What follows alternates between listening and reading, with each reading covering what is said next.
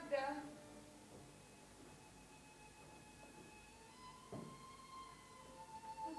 Antonio.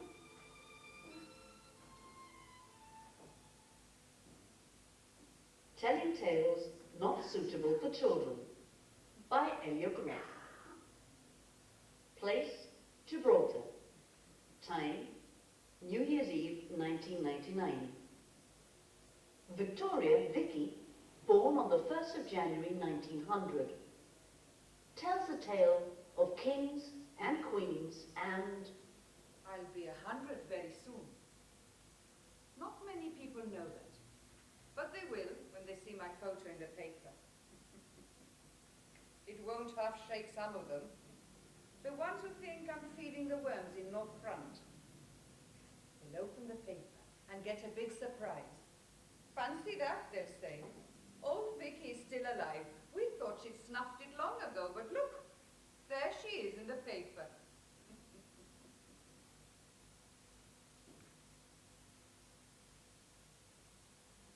100 years old.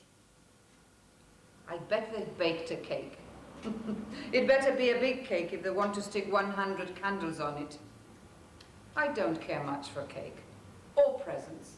Don't have much use for presents at my age.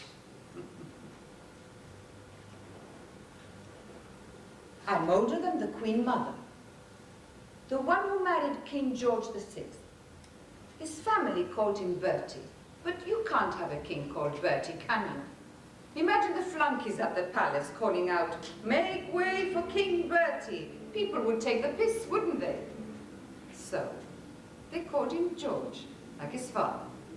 His dad was George V, so Bertie became George VI. His brother should have been king, but he married a very hard-looking American woman, just like Isabel's boy, Tito, did after the war. George V's wife was Queen Mary. They named a big liner after her. Queen Mary walked as if she had a big broomstick stuck up her posterior. She was stiff all over. I bet she wore a steel corset under all those frills and flounces. I'm older than the Queen Mother. She was born in August 1900, but I was born on the 1st of January 1900, so I've made it, give or take an hour. She still has another 8 months to go. But she'll make it. I think what's kept her bright-eyed and bushy-tailed all these years is the gin.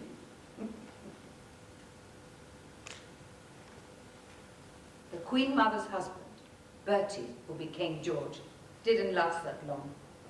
He smoked too much. She should have taken him off the fags and onto the gin. Then he might have lasted longer.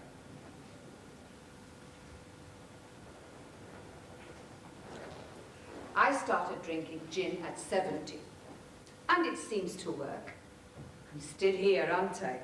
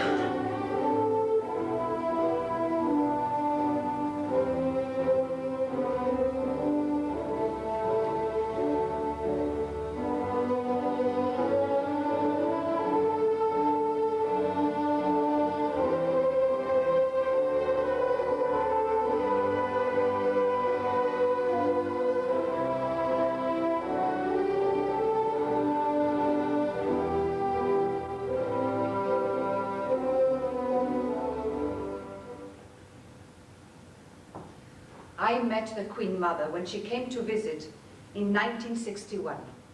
It was the year my Michael married Margaret and George and Jane had Eddie. I think it was in April. She shook my hand and said something, but I was too nervous, so I never heard what she said. She looked really gracious. She wasn't wearing one of those hats with the brim turned back. It was more of a beehive with frilly bits. Or was it flowers? Anyway, it didn't hide her face. She was a very attractive lady. She is a very attractive lady. She smiled a lot, but oh dear, her teeth. One would think with all that time and money to go to the dentist, she'd have done something about her teeth.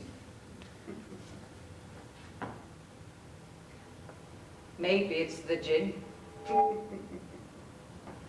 I had all my teeth taken out and got myself a set of false teeth. No more toothache, and it's easy to keep your teeth clean.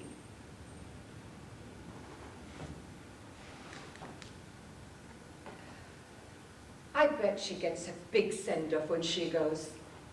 The English are good at that. They can turn a funeral into a spectacle. All stiff and colourful royal funerals. But not as much fun as Irish funerals. They know how to turn a wake into a party. I'll have a quiet send-off.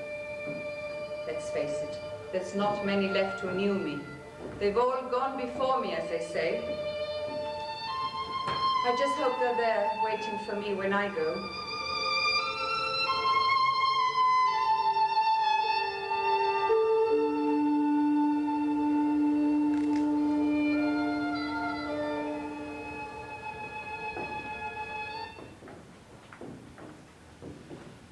Not that I intend to go just yet. How time flies when you're old. The days were much longer when I was young. When my mother, God rest her soul, was young, girls knew very little about many things. Some people lived and died and never even went to Europa or Catlin Bay. Southport and Waterport Gates were the frontiers of the world. The longest journey they took was their last one, to North Front. In those days, women learned how to cook and sew, how to keep a house clean, how to cope with cuts and fevers and boils, how to deal with lice and bed bugs, how to cope with births and infant deaths. But for many of them, making love was a secret activity they knew nothing about till their wedding night. Men learned about sex from their friends and their visits to brothels. They learned to use as a means to satisfy themselves that extra dangly bit they were born with. And as women knew no better, they accepted their fate. They'd heard older women say that marriage was fine, except for the bed thing. Wives had to obey and let men have their way. I think we've gone a bit too far the other way. What is the world coming to when men lie on their backs and women ride on top of them? It's not natural. It's the world turned upside down. As for those French practices where couples treat their private parts as tapas, well,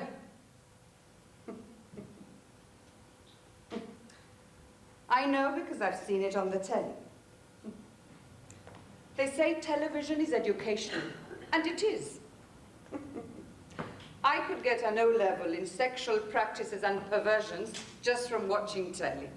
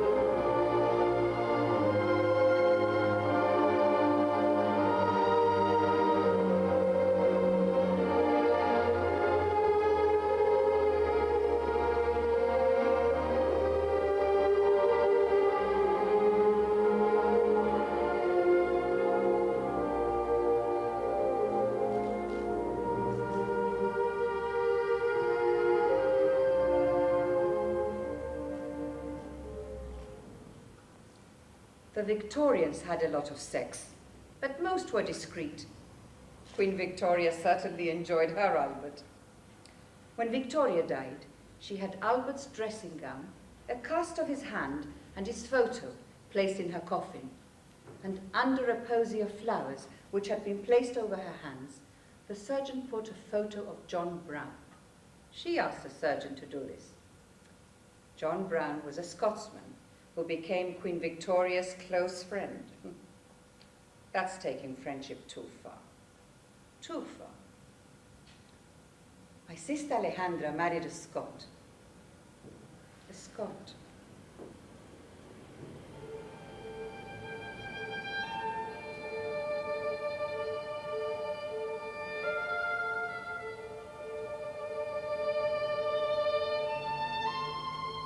Anna, Vicky's mother. Born 1877, died 1950. Aged 73. Anna's tale of boys and girls and mothers and fathers. My sister Alejandra married a Scot. Yes, A Scot. your sister Alejandra married a Scot, and he took her away, and she hardly ever came back. Mother, how lovely to see you. You look so well, so young. I look as you want to remember me. And I remember you as a well-brought-up young lady. But from what I've heard, you've turned into a dirty old woman. You've been watching far too many things on television that are not proper, and that box is to blame. Oh, I don't know why I bother. You never take my advice. If you had taken my advice and married... Mother, don't. Yes, don't is what I said. Don't go just for looks. Didn't you? I married your father because he was a decent, hard-working man. And very handsome with it. Don't answer back. You were brought up to respect your elders. I'm almost 100 years old. To me, you're my little girl. When I was young, I was taught to know my place. Boys could be rowdy and rough. They could climb up walls, jump down steps, fall over and cut themselves. Boys could, within limits, do as they liked.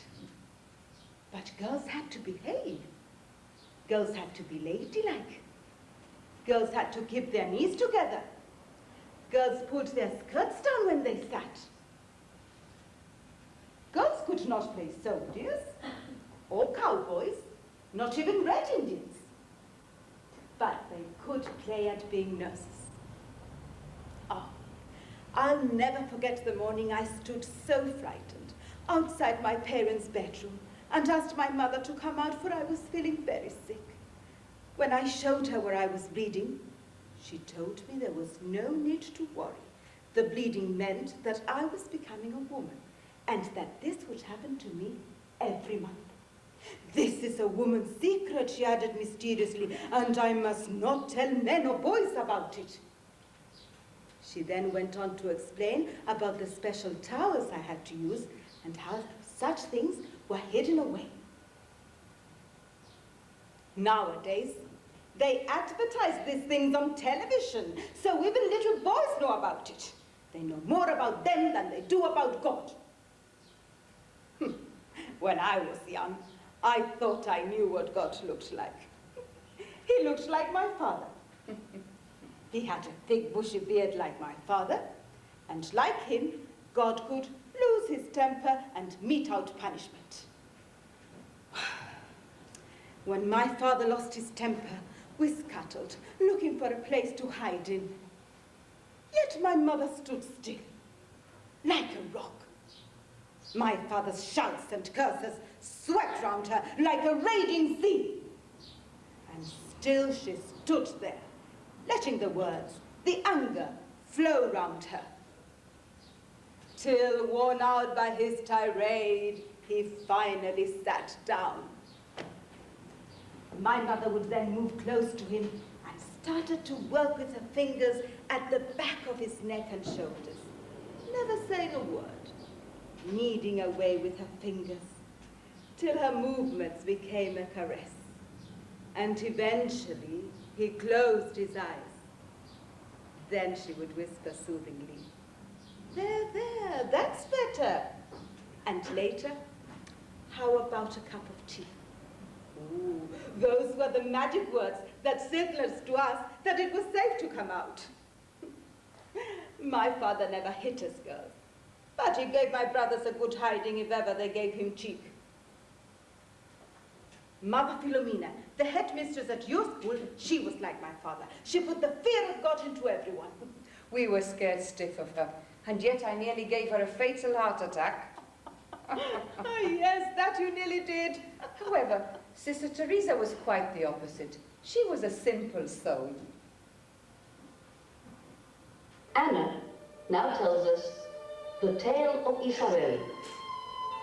Pregnancy, castor oil, and gypsies. My sister, your Aunt Isabel, was another simple soul like Sister Teresa. When she was young, she noticed our washerwoman had put on weight round her middle, and she wanted to know why. Our mother's explanation was that the washerwoman was constipated because she ate too much, and they'd have to give her a purgative.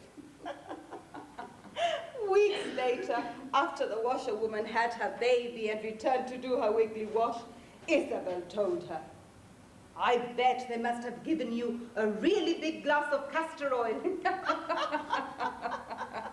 poor woman was confused at first, but later roared with laughter when Mother explained. The next time the woman became pregnant, Isabel kept reminding her to take the castor oil. You used to tell us the gypsies brought us. We blamed the gypsies for lots of things. We warned Isabel not to marry Uncle Pepe when we found out that she was seeing him. He was very handsome, with dark gypsy looks. He came from a very modest family. They were good, honest people, simple people. They were used to doing things their ways, which was not exactly our ways, as Isabel later found out. My father ranted and raved when he heard Isabel was seeing Pepe. He forbade her to go out by herself and insisted she went out with someone every time she went out shopping or to the church. Soon we were to notice a big change in Isabel. She hardly ate a thing and began losing weight. Mother cooked her favorite dishes, but to no avail. Isabel grew thinner and paler, despite tonics and homemade cures. Martha, my father's sister, was a very forthright woman, and she told him, "Joaquin, either you let her marry the gypsy boy or you lose her." And my father gave in. During the reception he behaved, and even kept his temper when some of Pepe's family became rather boisterous because they had too much to drink.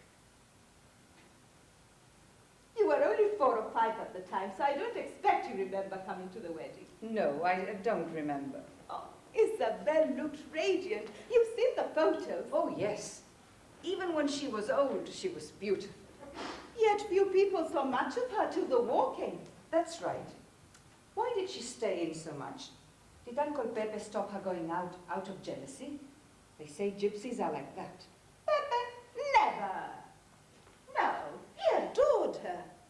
No, it wasn't his fault. And yet, in a way it was. Make up your mind, Mother. Pepe's family kept some customs which were rather basic. Barbaric, some would say.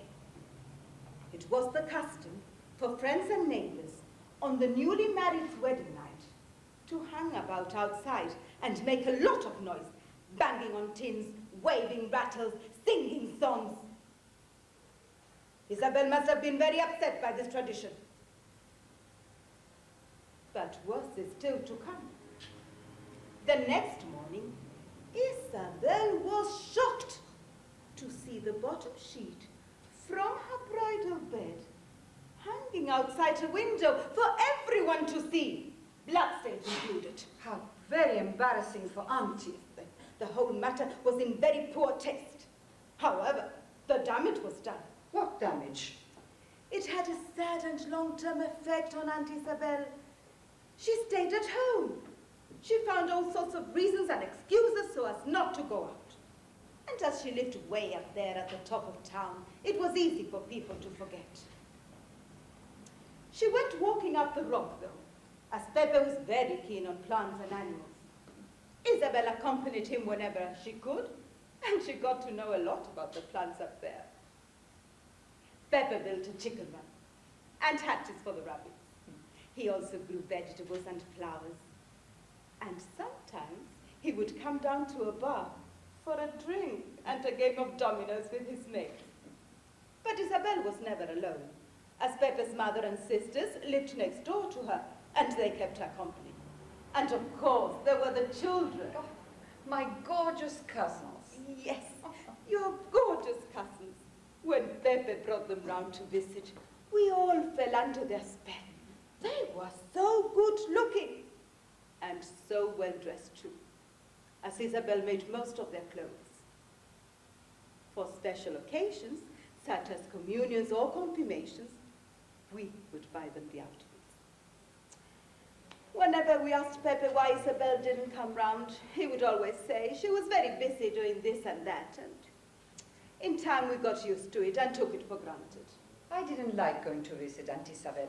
There were too many hills and steps to climb. You made that very clear.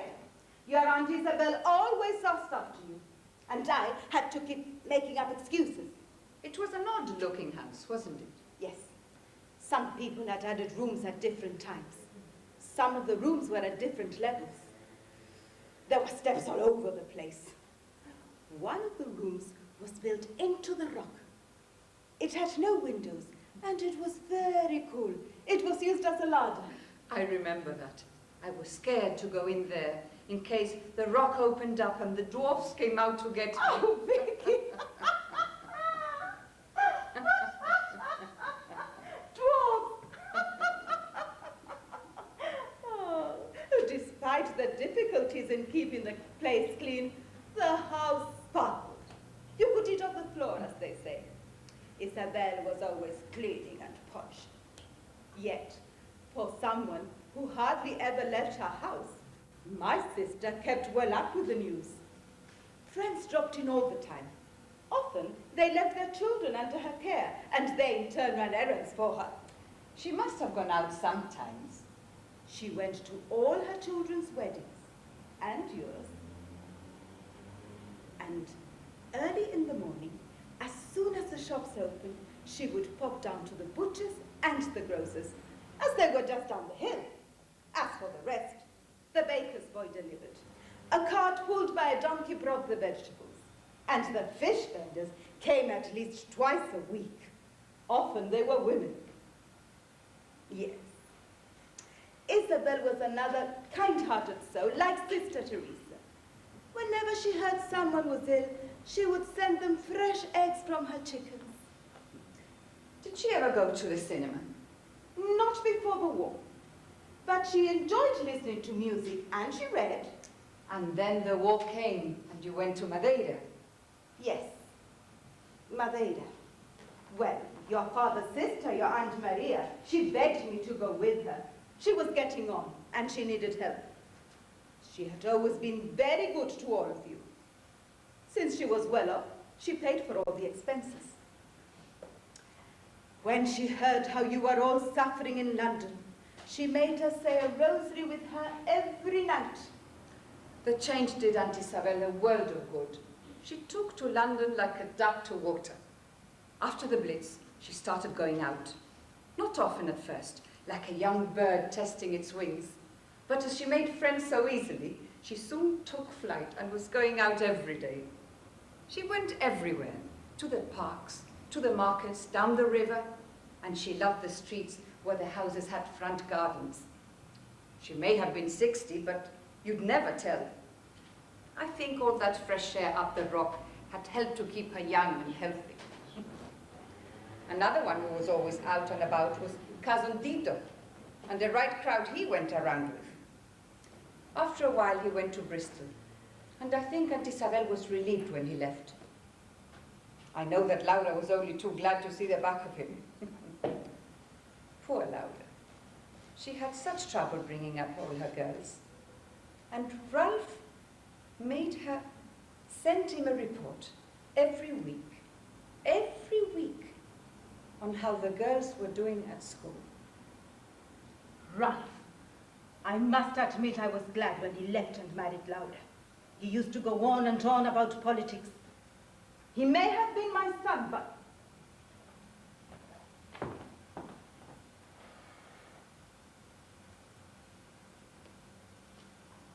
Gin! Really?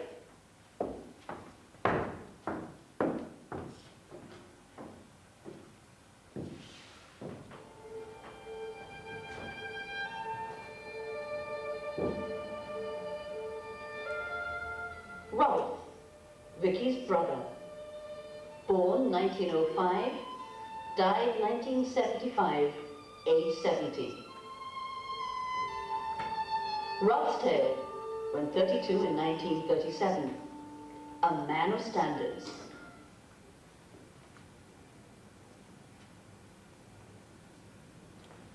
Ralph, you do look smart, brother. You always do. One must keep up one's standards. Some of us have to set an example. How are you? Can't complain. Cristóbal and the children are well, so I can't complain, thank God. An admirable attitude in a woman. A woman who is happy with her lot is superb. The world would be a better place if we all accepted the role the Lord had chosen for us. There are tasks for men to do, and there are tasks that fall in women's domain. But that is too logical and reasonable for these modernists to accept. Look at Russia. Those communists have chosen to go against all that is natural. They have created a new world where there is no room for God or for reason. What kind of a world is it? Where women work in factories and foundries, where women are bricklayers and electricians, where they drive buses and lorries. I ask myself, what is the world coming to? Hitler in Germany has the right idea. Woman's role is Kirche, Kinder and Kuschen. What does that mean? It means that a woman should stick to what she knows best, praying to God, looking after her family, and providing nourishing meals for her husband and her children. The blessed trinity of a woman's role in life. And nothing else. Oh, Vicky. Did our Lord choose women apostles? Of course not. He chose men because he knew they would carry out his commands without letting emotions cloud the issues. Oh, he cared for women, he loved them, but he knew what a woman's role should be. From the cross, he told St. John, "Son, behold your mother." He knew that women provide the care and the love men need if they are to fulfill their destiny. You noticed that I look rather smart. No thanks to me. I have to thank Laura for this. Laura's vocation is to look after me and our children. Her task is to make sure that my children grow up to be decent, God-fearing Christians. And yours? Well, that's obvious. My task is to provide for my family and to protect them. I'm there to guide them and, when my children grow older, to advise them. How are the children? Annie likes school, but I think we're going to have problems with Berta when she starts school next year. She shows no interest in anything. All she wants to do is play houses. Isn't that a good sign? It would please Herr Hitler. I suppose so. And Dinora, Clara even, is very naughty. Most 2-year-olds are, Ralph. She'll get out of it. And Dinora, well, she's a darling. We'll be celebrating her first birthday soon. And Laura? Not too well at the moment. Is she expecting again? Well, she is, but that's not the problem. Oh, not for you anyway. No, the problem really is her family. They're a gang of out-and-out Reds. Every time she goes to visit them, they're arguing about the Civil War. They haven't a good word to say about Franco. Atheists, the lot of them. I've told Laura she's not to visit her mother anymore. Let her mother come over to us. I thought you didn't like your mother-in-law coming round. Needs must. Laura's blood pressure is too high, and arguing with her family doesn't help. So it's better if her mother comes round on her own. I can't stand the woman, but I'll offer it up as a penance. Oh, as for my father-in-law, he won't speak to me. Says I'm a fascist. just because I think that Hitler and Mussolini are doing great things in their countries?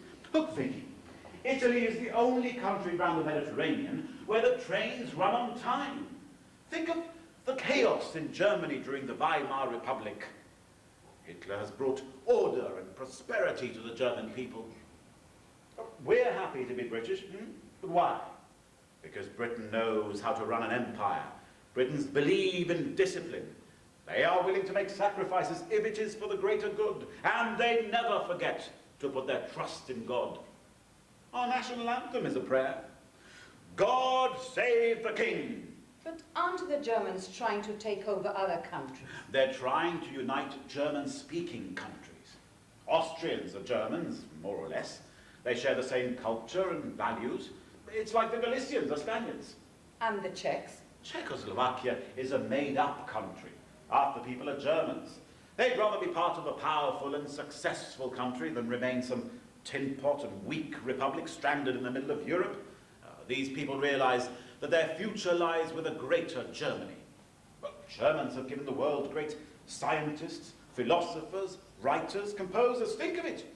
Bach, Beethoven, Mozart, Schubert, Wagner. I prefer Imperio Argentina and Carlos Gardel. I'm talking about great music. Listening to Wagner makes my soul rejoice. I don't understand any of that classical music. And then there's Italian opera. Think of what Italy has given to the world. Verdi, Puccini, Leoncavallo. And then there's the painters. Giotto, Leonardo, Raphael. We're talking about nations that have enriched the world and helped to civilize it. And now, Franco is trying to save his country from the scourge of international communism, from the chaos that Spain has been in since the Republic came in. Priests and nuns murdered, churches set on fire, streets not safe to walk in at night. Those anarchists and communists are trying to destroy the land that gave the world Cervantes and Lope de Vega, Velázquez and Goya, a country that conquered a continent and civilized it, that brought the grace of God to it. There is no other way. Franco must bring Spain to its knees and make it Christian. Vicky! Vicky! Women.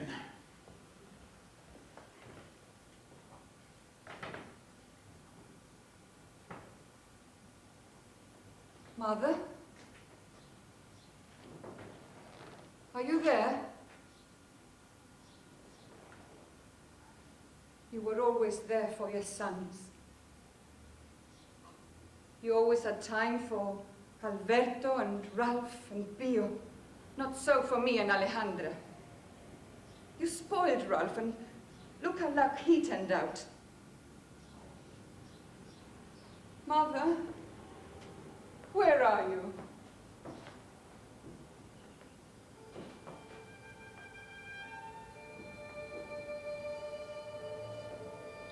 Magda, born 1924, died 1990, aged 66. The tale of Magda, wartime babies. Hello. Who are you? Wait a minute. You can't be. And yet, you're Magda, aren't you? I am. I haven't seen you since the war. You were a lovely girl then, and you're a beautiful woman now. One has to make the effort, and having money helps. I've often wondered what became of you. It must be 50 or more years since you disappeared from the face of the earth. One day you were there in the hotel, and then the They next... threw me out. My father and my mother threw me out. Your mother missed you. She never stopped crying. She wanted you back. They threw me out. They didn't want to know. I needed help, and all I got were harsh words, rejection, no sympathy, nothing. They were angry with you. They were ashamed. You brought shame on your family. You can't blame them. You caused a scandal. It was the talk of the hotel for ages. It's a funny world, isn't it? Two people sin, a man and a woman. The woman loses her honor. The man only loses his cherry. It always was like that. A woman's virtue was a precious thing. She had to guard it. I was naive. I knew so little. I bet you pointed your finger at me when you found out. I did not. I felt very sorry for you. And anyway, I was in no position to point my finger at you or at...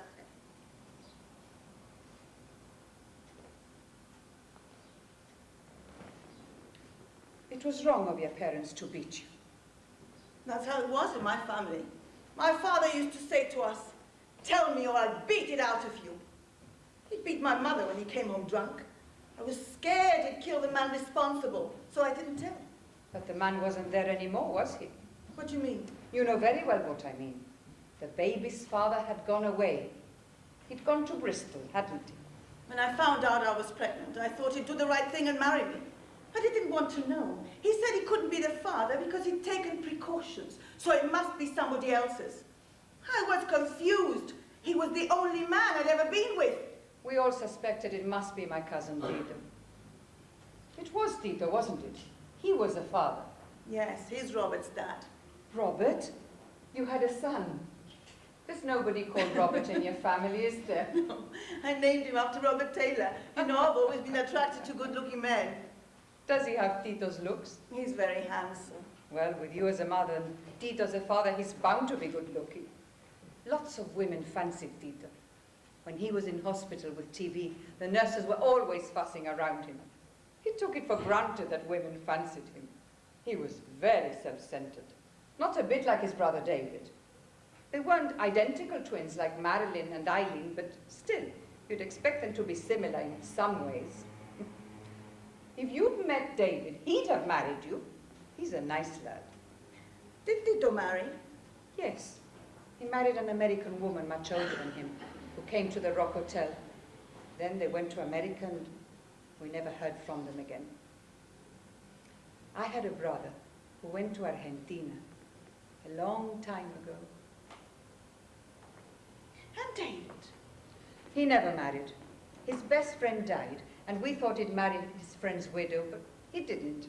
And he's such a lovely person. Did you marry? I met a good man, Bill.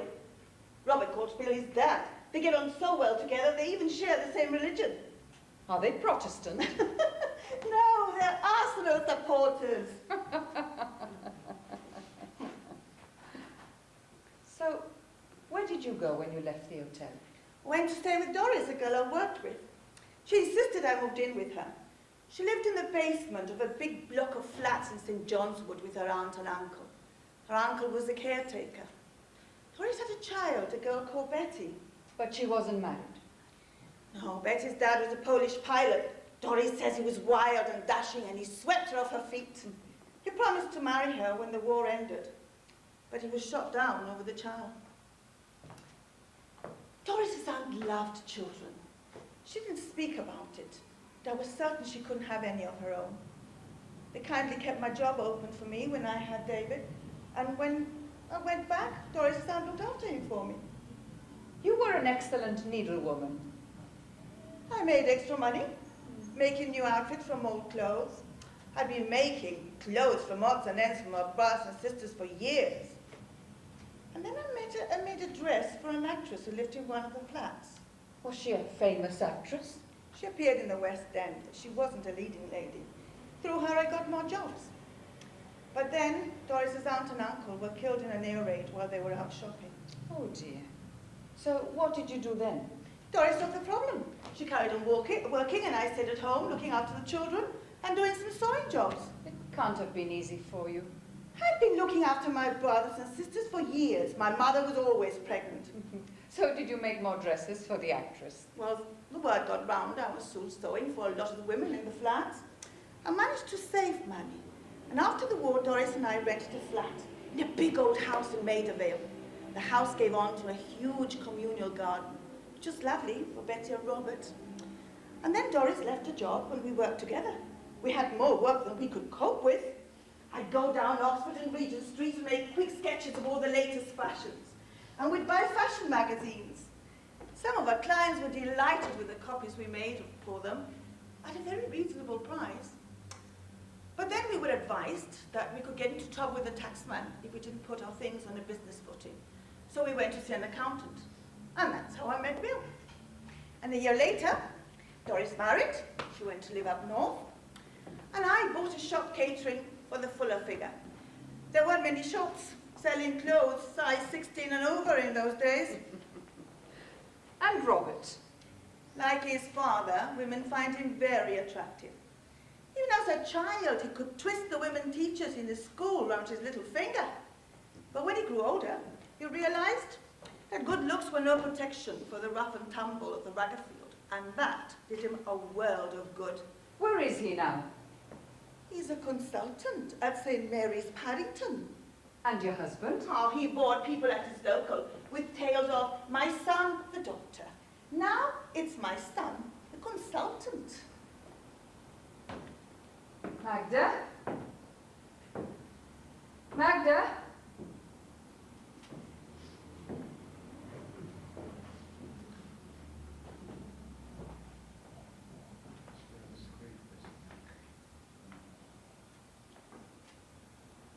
New Year's Eve, 1999.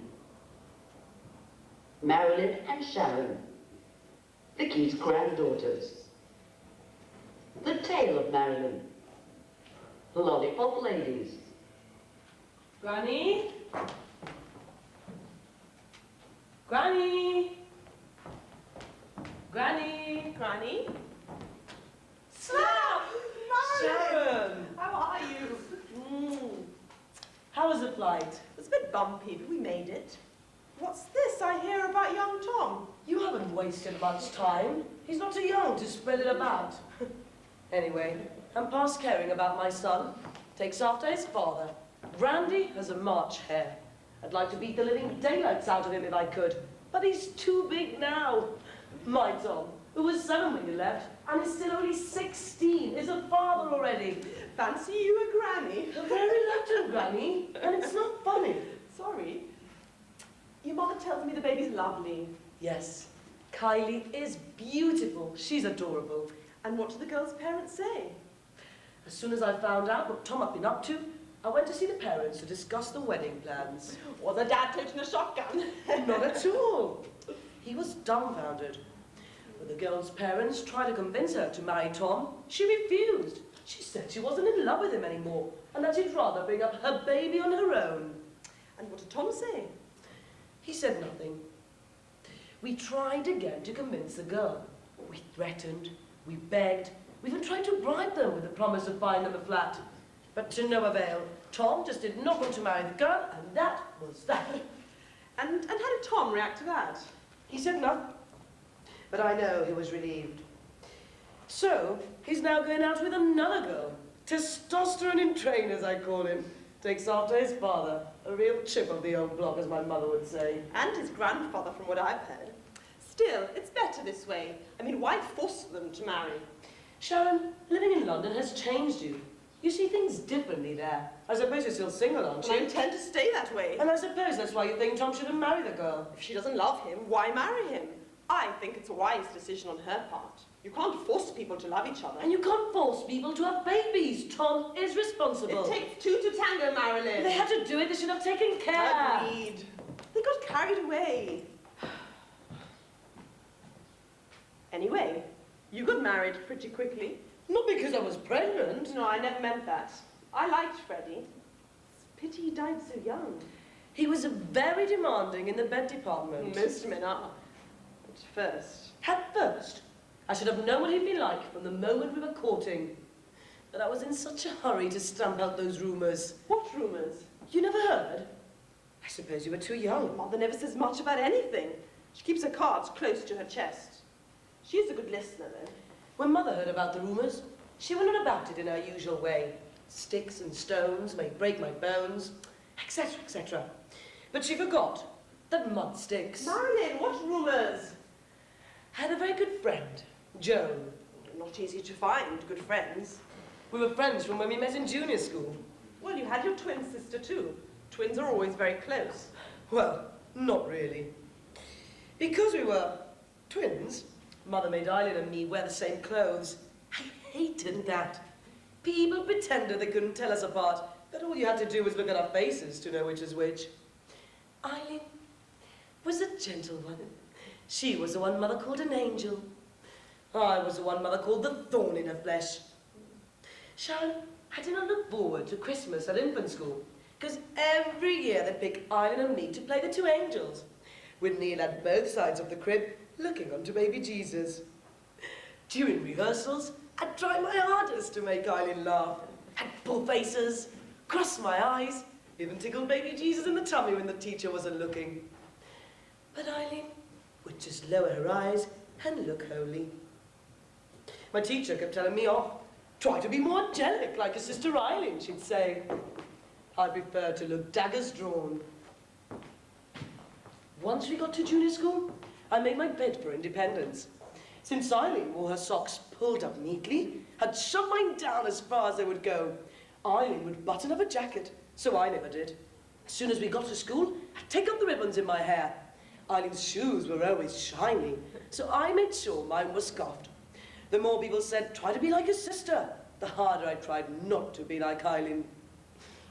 Then, I met Joan, who was a kindred spirit. How we made our teachers suffer.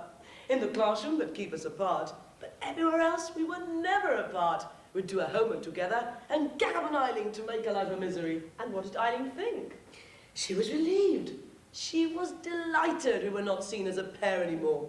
She was now free to be goody two-shoes.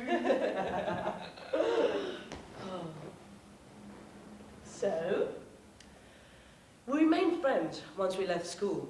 Went together to the cinema, dances. A couple of boys fancied us. They were everywhere. They'd sit behind us in the cinema. They'd chase us on their bikes when we went for walks. They'd cut in on excuse-me dancers, asked us on dates. They followed us everywhere and just would not take no for an answer. Men are so vain. When they fancy you, they think they're doing you a favour. Oh, these two certainly didn't do us any favours. On the contrary, once we convinced them they hadn't a chance, they started saying things about us. Really? What kinds of things? They said we didn't fancy them because Joan and I Yes? fancied each other. So what? Who cares if you're lesbians? It might not bother people in London, but things were different here then. You know what it's like. Once a rumour begins and people start talking, it spreads. They said they'd seen us together in places, kissing, etc. It was always third hand, of course. Someone else had told someone else. That's how the tabloids keep their sales up. There's always people willing to spread rumours. Joan took it all very badly, and her family stopped her going out with me. Typical. I bet someone here thinks I'm a lesbian because I'm 30 and single. So what did your mother say? There's no use crying over spilled milk, and that one day they'd be punished, for the mills of God grind slowly, and of course, sticks and stones. Anyway, Joan was sent to live with her cousins and aunt in Chatham. So Marilyn, you must have felt quite lonely. I did, and I panicked. I decided the best way to kill the talk was to get married. So when Freddie showed an interest in me, I encouraged him. He was very nice to me whenever we met. I'm sure he was. I did try to make him happy, but he was insatiable. Only football derails their one-track minds. He was always trying it on when we were courting. I thought that once we were married, and he'd have it on tap like, he'd ease off. For the first week of our honeymoon, we flew to London. Once there, we went into so many pubs, you'd have thought we were in a pub crawl. And do you know why? No, why? Freddie had this theory that Guinness gave him greater sexual stamina. And does it work with Guinness? It doesn't with ordinary bitter, I can assure you. Not really. For either that or something yet gave him the runs. So for a couple of days, I had a lovely time shopping. I must have cooled his ardour. Don't you believe it? When we got to Paris, he stood on a bridge, took a deep breath and said, "This is the city of love. Can't you smell it in the air?" I agreed, but insisted on visiting all the sights, hoping to wear him out. No such luck.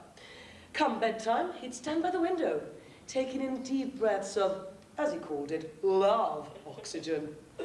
So Marilyn, didn't you enjoy making love? Of course I did. But one can have so much of a good thing. In Granny's day, I'm told, women weren't supposed to enjoy making love. It was a case of what can't be cured must be endured, as your mother would say. Once back, though, I thought he'd ease off. Not my Freddie. Would you believe it? I look forward to my monthly periods. So, I had Peter, and Jeff, and Tom. And then I said to Freddie that we had to start taking precautions, because I didn't want to have a football team. He agreed. He saw the light. But Freddie had a number of surprises for me. He started buying porn magazines, said they stimulated his libido. A natural progression for most men, and no surprise. And there's more. He also started buying books on love-making techniques. Some of the positions, they gave me the giggles. We're never too old to learn, he'd say. One's education's never complete. I never looked at the mags, but the videos, they got the better of me, and I did for a time. At first I was surprised, then I just found them funny. You're not the only one. We, a group of friends of mine, all female, we used to get together and just watch them for laughs.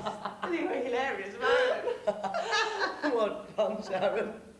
So there would be, laughing our heads off, and Freddie all stiff.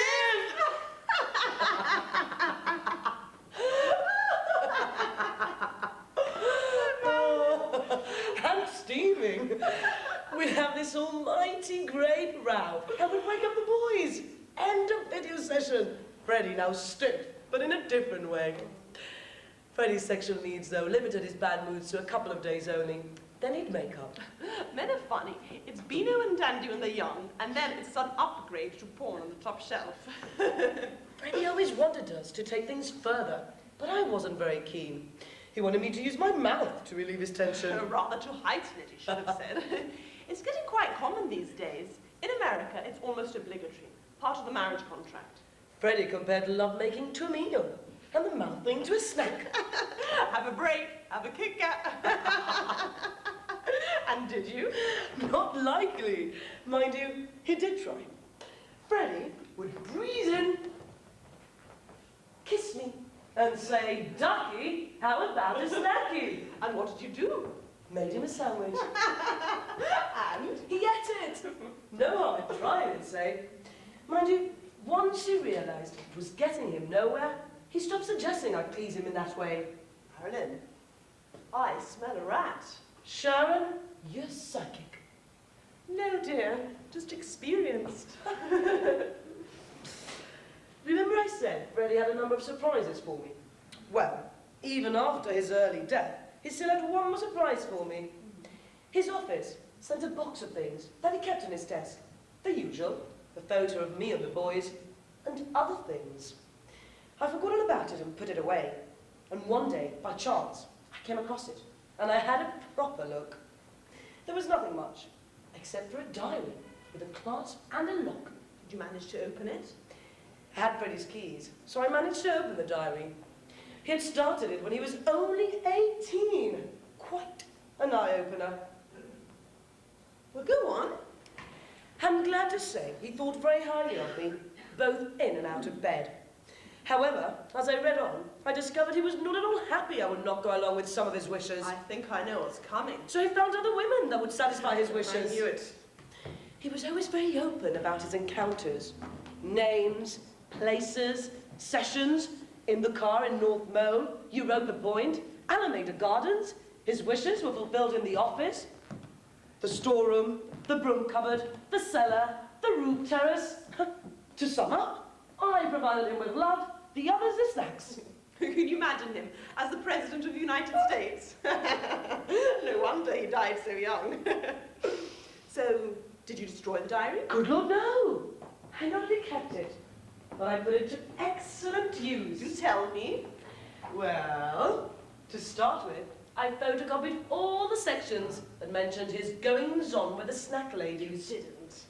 Yes, I did. But what for? Come on, Marilyn. Well, in a parcel, I enclosed Freddie's comments on all his snack ladies, to each and every one of them, so that they could compare what he thought of them and how he rated them. Rated them? Oh, yes. Freddie gave them a star, like in school. And guess what else I did? Come on, Marilyn, suspense is killing me. Together with the photocopies, I enclosed a dozen lollipops. Lollipops? And suggested that until they found another snack aficionado, they practice on them. Marilyn, you didn't. By all I heard, my dear, I did. Granny!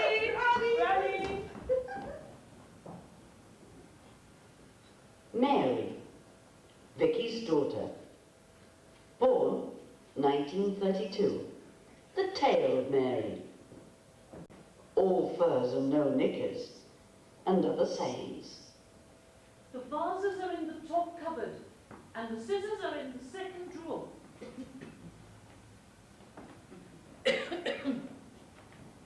And don't forget to clean up the mess when you've finished. Mother, now you're going to sit down and drink this hot chocolate, and then you must try and rest. Mary, you are the one who should be resting. You've been working so hard for tonight's do. You must be worn out. I'm used to it, Mother. When have you known me sit back and relax? It's my fate to carry on till I drop dead. Don't say that, my dear. Uncle Pio used to say, what can't be cured must be endured. That's rich coming from my brother. Why, he was off to the doctor's as soon as he felt the slightest discomfort. Men are no good at coping with illness. Your husband is a very bad patient, too. Oh, that he was. Thank God he didn't get ill very often. When he did, I used to try and make him better as quickly as possible. And my son, Chris, so his wife says, is just as much of a pain whenever he's sick. Takes after his father, a chip off the old block. To look at Christopher, you'd think he was as tough as the cowboys in films. Chris looks the part, but he doesn't live up to it. When he was little, he bullied Marilyn and Eileen. But as Marilyn grew up, she wouldn't stand for that. She soon got the better of him. He was happy as a sad boy while he got his way. But Marilyn soon took the wind out of his sails. Marilyn always wanted to have it her own way. Oh, she wouldn't listen to me when she decided to marry Freddie. I liked Freddie. He was very cheerful. Well, she could have done better. So could you. Instead, you married Andy. Do you remember the name of the lady who lived, the English lady who lived in the flat next door to Andy's mother? Oh, sharp as a razor she was. And how? What was it she used to say about Andy's mother? Something about furs. Yes, that she was all furs and no knickers. And she was right. Sarah lived for appearances. She wasn't very house-proud, was she? Oh, that she wasn't. She was like a swift, always on the wing. If anything was on anywhere, she was there, and she didn't miss a thing. That woman had ideas well above her station, thought herself a cut above the rest. We knew her family when she was a snotty little girl. Never had a hanky. In the winter, her mother used to put pins on the sleeves of her coat so that she wouldn't wipe her nose on them. Well, from snotty little girl, she grew up into a very attractive young lady. She used to walk down the street in a very provocative manner, and she loved to chat to all the young men. She had curves in all the right places, and she dressed to show them off.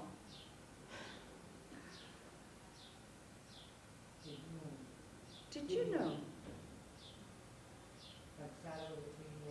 Did you know that Sarah was the cleaning lady in Andy's father's office? Really? She used to go to work dressed to the nines, change in the office, do her work, then change back again. I suppose Andy's father fancied a bit on the side, but he went too far and got her pregnant, which is how she landed him. My goodness, Mother, what you don't know is not worth knowing. His family weren't too happy about it, but they put a brave face on it and gave them a fantastic wedding. Oh, yes, it would be. She lost the baby. She had a miscarriage. Your husband, Andy, came later. Naturally, she bought him the biggest, most expensive pram in town, like the ones the royal family use. And she got her young cousin to wheel Andy up and down the boulevard while she sat having tea and cakes in the imperial tea rooms in Main Street. She was up to her ears in debt, and yet she went around acting like Lady Bountiful. Your husband was just as bad. Couldn't that man see what he was doing to you? I lived in hope, but he never changed. Andy and his mother were like as two peas where gambling was concerned. Of course, he took after his mother, who was always buying lottery tickets. Andy was a congenital optimist. Never mind what he lost, he always hoped he'd make good the next time. I've spent a lifetime trying to make ends meet. I tried to help as often as I could. Say what you like, but your father, he never gave me money problems. Oh, that's all Andy and his mother ever gave me. When Marilyn got married, the frontier was closed. Do you remember? Andy's mother actually flew to London to buy her outfit. And then when Eileen got married, she did it again. They say look after the pennies and the pounds will look after themselves. But with Andy and his mother, it was a case of a fool and his money are soon parted. Baptisms, first communions, confirmations, weddings. They all gave my husband and his mother a chance to spend money they didn't have. But Andy must have won sometimes at the casino. Oh, he did, and at cards, but he lost it again. He made some tidy sums at the casino, but it was a case of easy come, easy go. Even his mother had a go at him a couple of times, and his reply was that people who live in glass houses shouldn't throw stones. When I made a fuss, he told me it was no use crying over spilt milk, while I tried to convince him again and again that a bird in the hand is worth two in the bush. But to no avail. Do you remember when the frontier closed and everybody was buying new cars to drive round and round the rock? My Andy decided that we too needed a new one. We couldn't afford that either. That didn't stop him buying a big and expensive German one. The bigger the debt, the better. On top of that, Chris went to London with the school that year. We couldn't afford that either, but all his friends were going. So I found the money. I've spent a lifetime robbing Peter to pay Paul. It's worn me out. I said to Andy that one day it was going to be a case of the last straw that broke the camel's back. It's a miracle how you kept your family together. Oh, something we couldn't have done without your help, Mother. Your 101 ways of cooking rice economically. And those pasta sauces you invented were a godsend. We also had tortilla calentita ever so often. As the children grew up, they complained a lot. Andy used to say he was going to get slitty eyes from eating too much rice. He used to call my version of paella the great treasure hunt dish and make a big show of looking for the good bits, as he called them. My Andy never complained about the food I set in front of him, and he never chased after women. You can't imagine the stories I've heard about Marilyn's husband, Freddie. I can, and I have. Oh. Mind you, they said he had a roving eye, but my son-in-law was a godsend to me. Whenever things got tight, he'd lend us money. Mother, do you...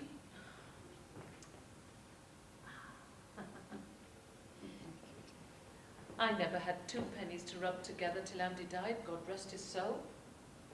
Now, I've got his work pension, and my old age pension, and community care. My sons and daughters help too. They're so generous. But best of all, I've got peace of mind. Peace of mind. Peace of mind. Peace of mind.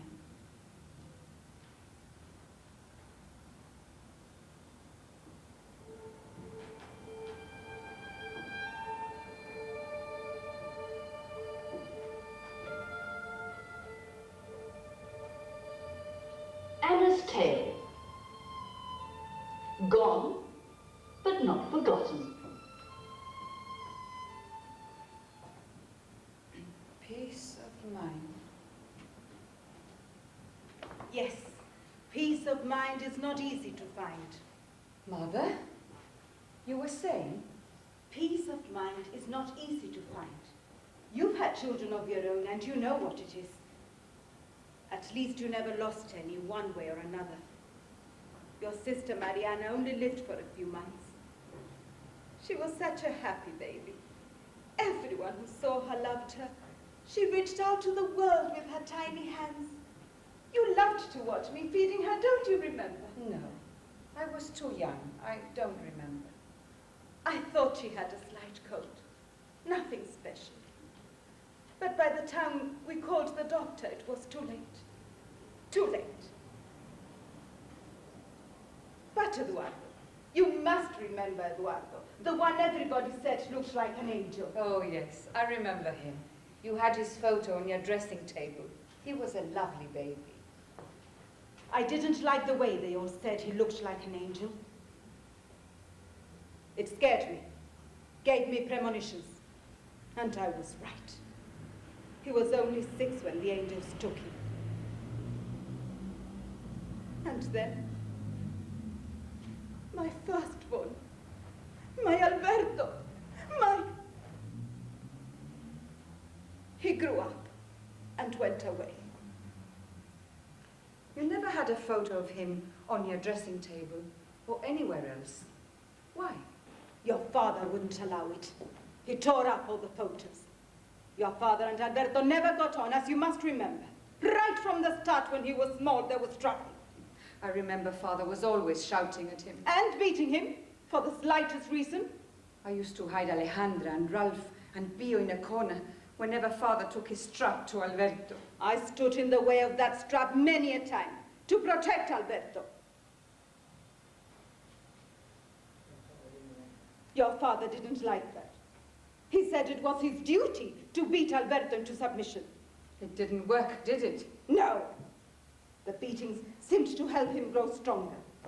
When Alberto started work, the beating stopped. But the tension between the two of them remained. I remember the arguments at mealtimes. No matter what Alberto said, Father always disagreed with him. Those continual arguments gave me headaches. How I blessed the man who invented aspirins. If ever I tried to make peace between them, your father always told me not to interfere. Women did not know about politics, world affairs, or war. We had our version of the great war waged round our table. Sometimes your brother would come to me after one of their ding-dong battles and say, "I'll swing for him, one day I will." I was caught between my husband and my son. No matter what I did, I would look wrong in the eyes of one. I couldn't win. My only hope was that Alberto would soon meet a nice girl and marry. But it was not to be. Had you no idea what he was planning? Not a hint. One day, a note on the table saying,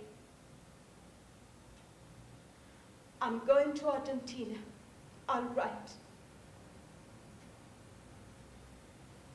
You were so busy preparing for your wedding, you made light of it. "He'll be back," you said. "He'll miss your cooking and he'll be back." You got married, but he didn't return.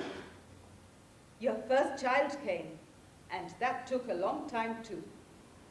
But he never came back. Did he ever write? Never! I waited year after year for a letter. And all the time at the back of my head the thought that he didn't write because he was dead. It was so.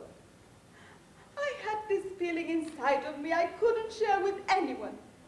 Your father wouldn't mention his son's name. And he wouldn't let me talk about him. He felt Alberto had rejected him. Which was not surprising, considering the way Father treated him. If anyone ever asked him about Alberto, all he said was, "My son is dead." And yet, Father could be so nice. He could be. But pride can be like a cancer. It can gnaw into a person's soul. Remember how the family next door always played records? I liked that. I used to love the tangos. Yes, the tangos. Every time I heard a tango, I thought of Alberto. I never knew it upset you so. You're old enough now to know there are many things we keep inside us. Things we keep from the world. Things we only think about in the early hours of the morning. Yes, I know. Do you know why I went with your Aunt Maria to Madeira? Do you want to know why I went with Auntie Maria to Madeira? You said you were going to look after her because she was getting on and she was alone. Besides, you loved her. I know I said that, and to a certain extent it was true. But there was a deeper reason. The real reason why I went to Madeira was that Madeira is nearer to Argentina. Can you believe that? Yes. What mother wouldn't? I went to Madeira because the island is that bit nearer to Argentina, that bit nearer to my Alberto. And one day I was there, and I looked long across the never-ending ocean, and I felt as if the swell of the sea was inside me. And then all that yearning, all the longing, all the sorrow kept on for so long welled up, and I cried and cried for what seemed an eternity.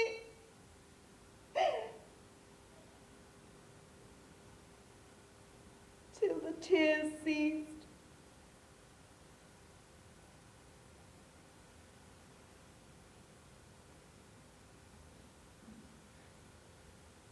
It's strange how tears can soothe. I looked at the ocean again. It was evening calm, and I whispered to the breeze, Alberto, Alberto, may God be with you.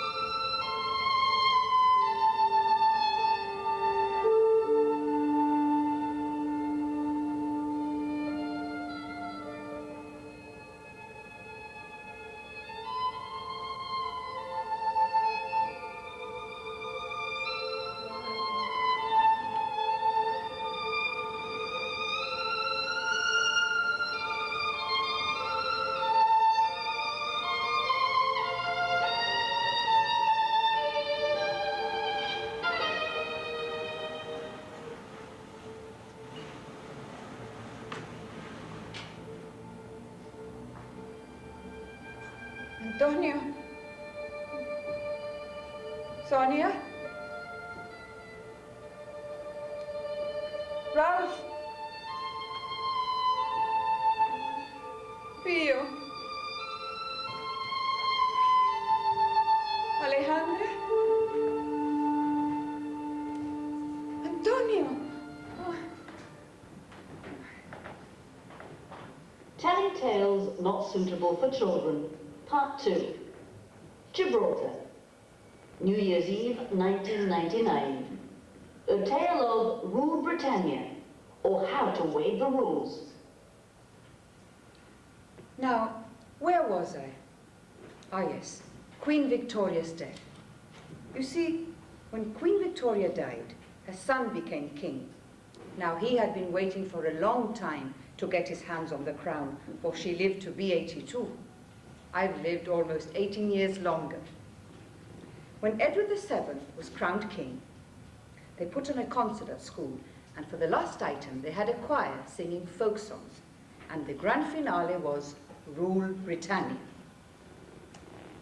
Mother Philomena decided which girls could sing, and if she said you could sing, you sang, or you risked facing her wrath.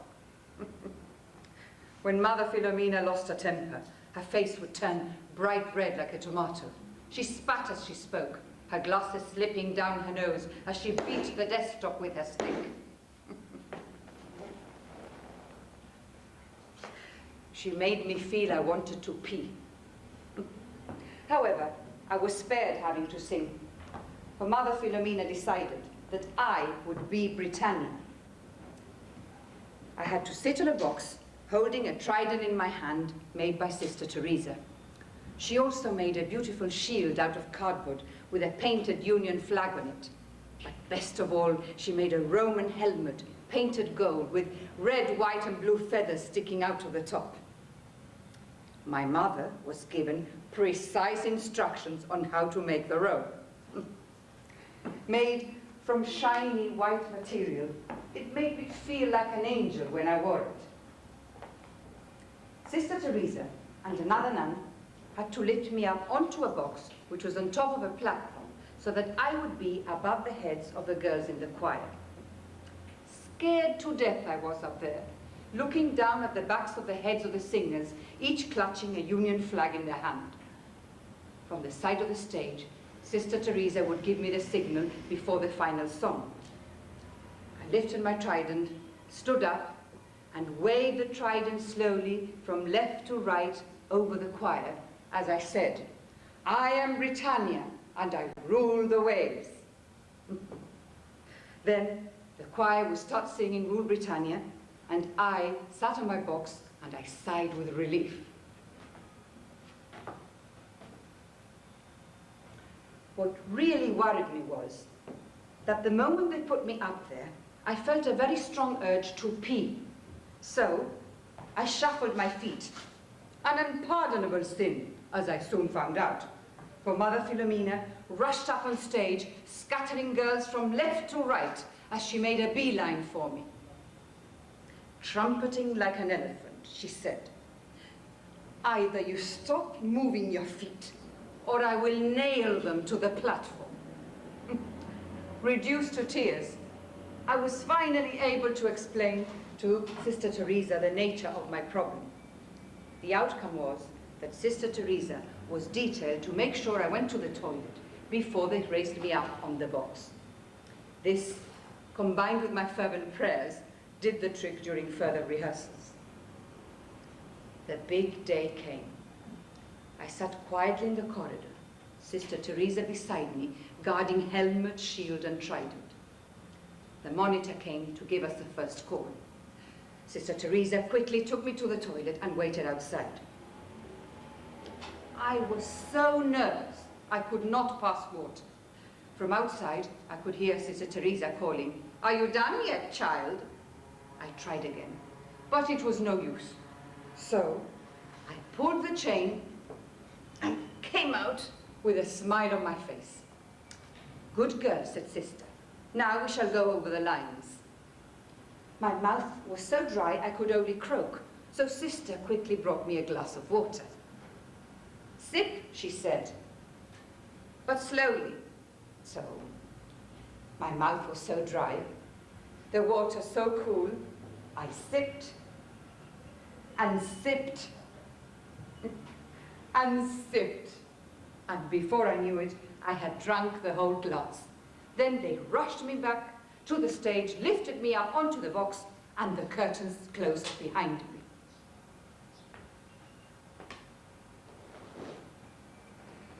Seconds later, the front curtains opened, and the lights shone on the choir. And a special light shone on me. I felt so alone up there, and the urge to pass water I could feel coming. I prayed hard and somehow managed to keep my feet still. The clapping seemed to go on forever, the urge greater. I thought I could not see Sister Teresa's signal from the side of the stage, so in my panic, I got up. Too soon, but too late, for I could feel the warm stream pouring down my legs, and I saw it pour over the box and make its way in between the well-polished shoes of the singers, heading for the footlights. Some of the girls tittered. Silence. The audience waited for the grand finale. I lifted my trident.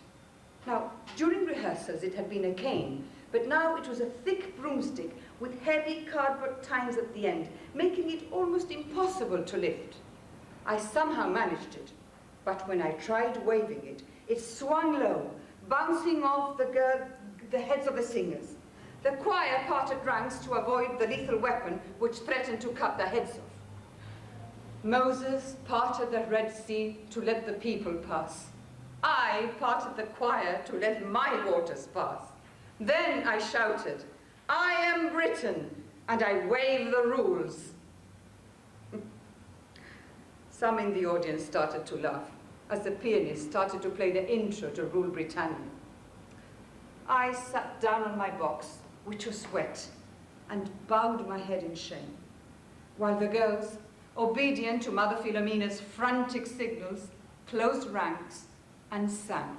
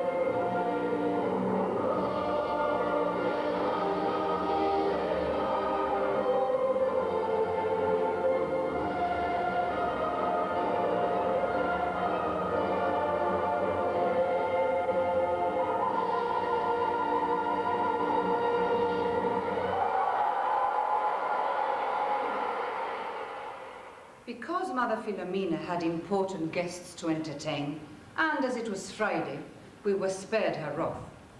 But come Monday, both Sister and I were summoned to Mother's office. I don't know which of the two was the most nervous. I have never heard anybody say the same thing in so many different and unpleasant ways.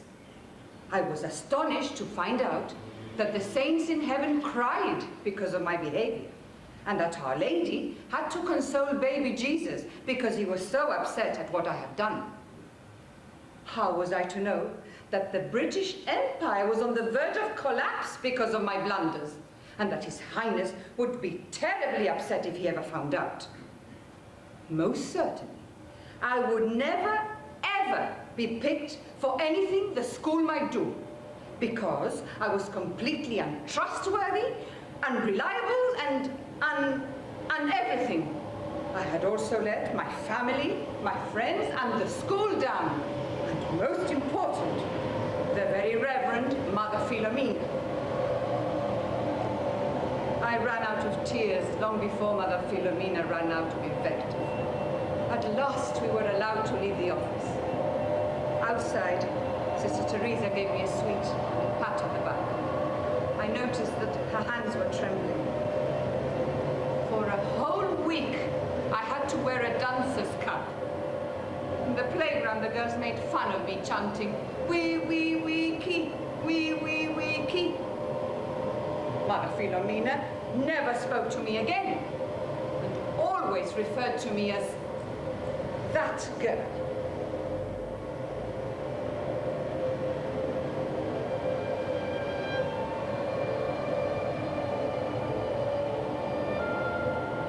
Sonia, Vicky's cousin.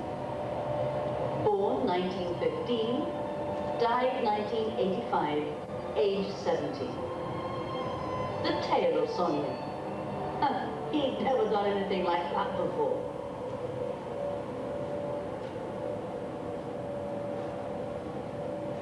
Sonia, my dear, how lovely to see you. You don't look too happy, cousin. Mind you, I can't remember ever seeing you happy, looking happy after the war. Maybe it's because I had nothing to be happy about. Don't say that, Sonia. Julio was a good husband. I've heard you say so many a time. Why, many women would have thanked God to have had a husband like your Julio. You never lacked for anything. You always had lovely clothes and a beautiful home. People said it was a palace.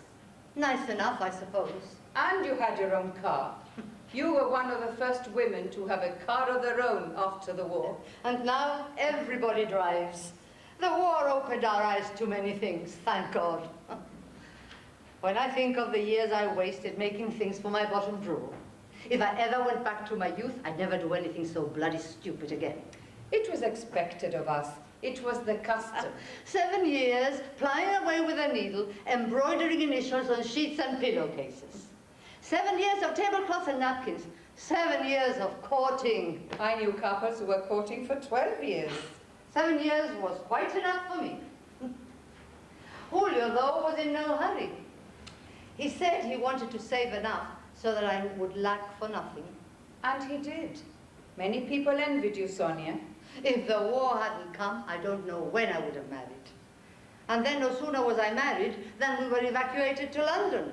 Mine as husbands, of course. We all suffered during the evacuation. Some more than others. Well, obviously you young married women missed your husbands. But it was hard for us old married women too. I so miss the life back home. Luckily I had Michael and Mary and George to keep me busy. You wouldn't have felt so lonely if you'd had a baby. Maybe. Yet I was glad I didn't have a child at that time. I would have gone out of my mind if I'd had to look after a child during the Blitz. We survived. And so did a lot of the men back home. Some only too well. Ah. Julio was very jealous and insisted I write to him every day. He wanted to know everything I did. If I wanted to go shopping and couldn't find Mother, I had to find someone else to come with me. And Mother was always out. After all those years in Gibraltar, not going anywhere, she certainly made up for it in London. God bless her. Leaving Gibraltar did your mother a world of good. It gave her a new outlook.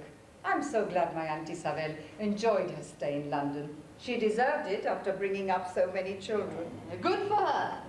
But meanwhile, I lived in fear of someone telling Julio I'd gone out on my own. You've no idea the number of films I missed, just because I couldn't find no one to come to the cinema with me. I sometimes even paid for them to come to me.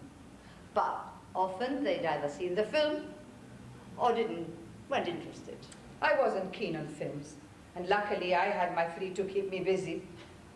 The one I felt sorry for was Laura. Ralph's wife had a tough time bringing up her 5 girls. They were scared of Ralph, but had no respect for Laura. Cousin Ralph wanted a son very badly, didn't he? And God gave him 5 daughters. That's life. Why didn't you have any children? I wanted children. I looked forward to having children when we returned. So, what happened? Things just didn't work out.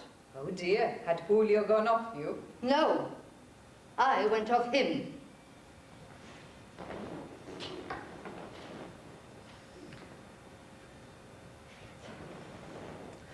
When I returned, Julio was all over me, and I began to feel that all those years of separation had been worth it.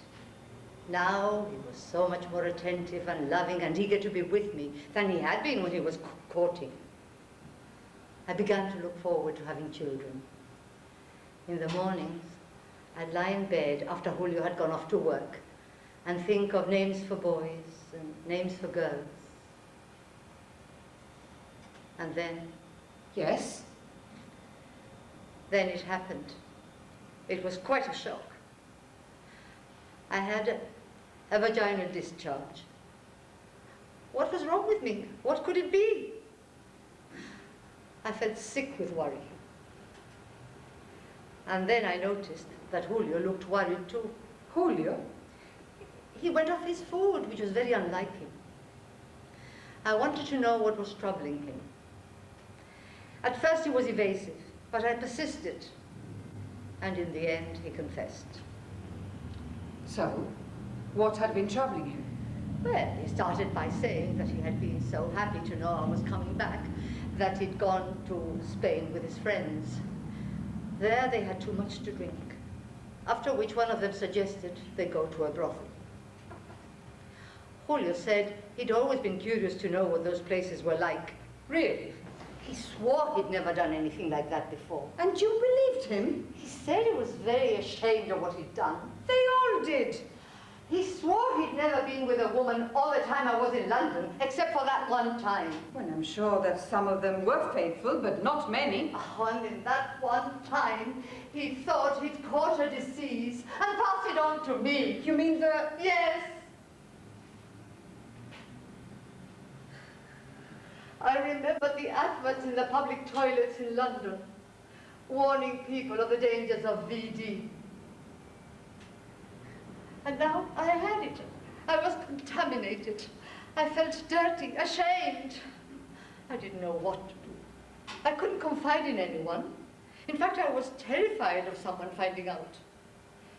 When I went out, I felt people knew and talked behind my back. I'd lie in bed thinking I was going to die of the dreadful disease, that my insides were rotting away.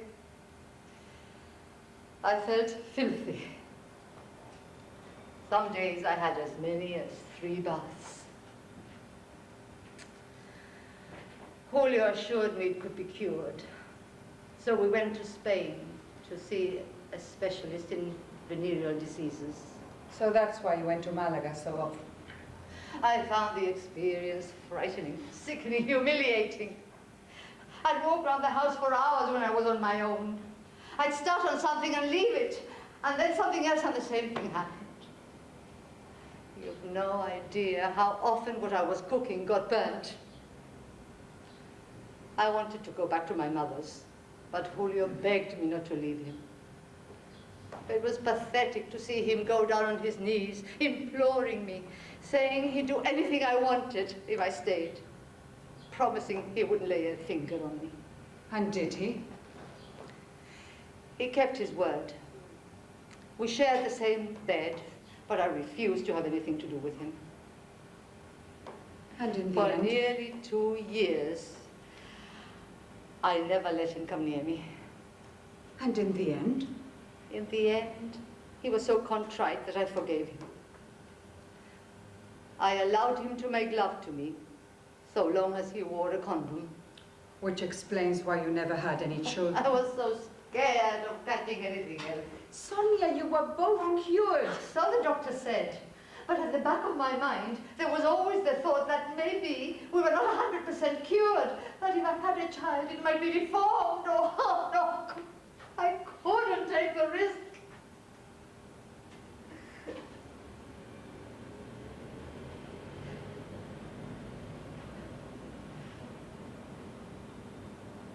Does that sound silly to you? No, it is quite understandable. Julio was so grateful that he kept his promise. Mother would ask me from time to time if I was expecting. She was so used to having children that she took it for granted that her daughters would be as fertile as she was. I'm grateful to my sisters because they didn't let her down. And also my brothers made sure that the family name carried on. Mother once remarked that it was odd that of her 3 youngest children, the only one to have a child was Tito, though he never married the girl. I almost told her when she went on at me about not having children. But I was too ashamed to tell her. Too ashamed. Too ashamed to tell. Sonia, Sonia, don't go.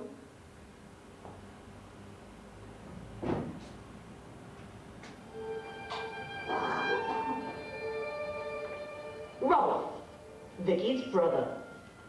Born 1905, died 1975, aged 70. Ralph's tale, when 50 in 1955. 6-1 against.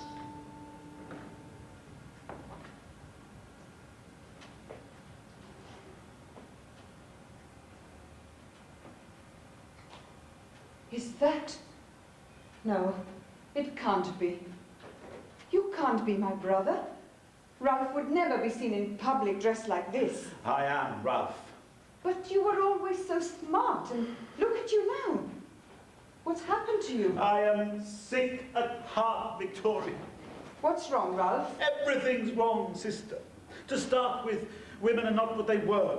They've changed for the worse. How can you say that, Ralph? Things are better for women now than they've ever been. Nowadays, women think they have a right to do as they please. My house is a circus. It's bedlam. Come off it, Ralph. Laura has always been a model wife and mother. Not anymore. I noticed a change in her when she came back from London. I wasn't quite sure what it was, but she was different. All she did was cut her hair and lose some weight. No, it wasn't anything physical. It was her attitude. That's it. Her attitude to many things had changed. Ralph, she had been away for 4 years. You'd probably changed too, but you wouldn't notice. The girls had changed also, but not for the better. They've just grown up, that's all. Oh, yes. The house is full of women. Before they went to London, I remember how Laura kept everything tidy. In the evenings, after putting the girls to sleep, Laura cleared the toys, etc., whilst I enjoyed listening to the radio or to my records. Now, there's women's things everywhere. The bathroom looks like the cosmetics counter at the chemist, and there are magazines and clothes all over the place. And Laura doesn't tidy up like she used to. How about giving her a hand to keep the rooms tidy? Yeah, rooms. When our Annie got married last year, I had planned for Clara and Dinora to move into her room, as it's a bigger room. Berta wouldn't hear of it. She said that she was now the eldest at home, and that she had a right, mind you, to move into her sister's room. And would you believe it, Laura backed her rather than me. She sided with her daughter against her husband. Berta only wants her privacy. But she could just as well have that in the smaller room and let her sisters have more space. Yes, you have a point there. Laura has always spoiled Berta. Only Berta. That girl is out of control. She has her own radio and she plays it at full blast. Most of what she earns, she spends on records and makeup. Girls behaved when they were young. Now they're a law to themselves. Even Laura's changed. So you said. Before the war, Laura cooked, helped the cleaning woman, ironed our clothes and kept order. Ours was a tidy home. You knew where everything was. And if you didn't, you had only to ask Laura. And now? Now, when I ask for something, she says, "It'll be where you last left it. I'm not a retriever." Half the time, my shirts, once they are washed, are left in the basket unironed. When I ask for a clean shirt, she irons it in a hurry. Everything is ironed in a hurry, as you can see. The other day, she had the nerve to say that it was about time that I learned to do my own ironing. There are no less than 6 women. 6 women in the house. And she has the gall to say that I should take up ironing? How would they manage if I said I wasn't going to work anymore? What would they do? Times have changed, Ralph. Oh, and how? Laura started playing bingo. 4 nights a week, she's out playing bingo. We even have the evening meal earlier than we used to, because Laura and the girls usually go out. It's peaceful when they're out. That should be to your advantage. You can listen to your music in peace. True, but if I fancy a cup of tea, I have to make it myself. Oh, poor Ralph. Berta's now started going out with a lad that I don't like.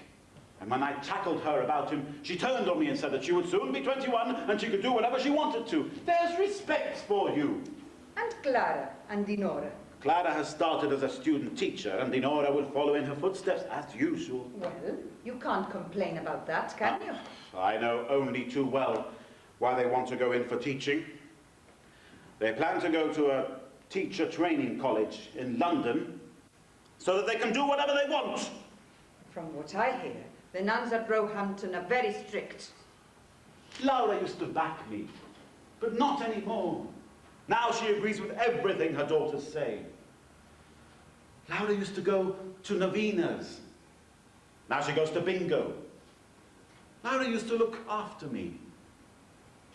Now... At least she polishes your shoes. Oh, not anymore. I had to do these. I had a word with Beale the other day about how things were getting worse, but he didn't agree. He thinks that things are getting better. I asked you, Victoria. Our brother, a priest, thinks that things are getting better. No wonder people are talking about him. Ralph, I will not have you talking like that about Beale. Please go. But... Go!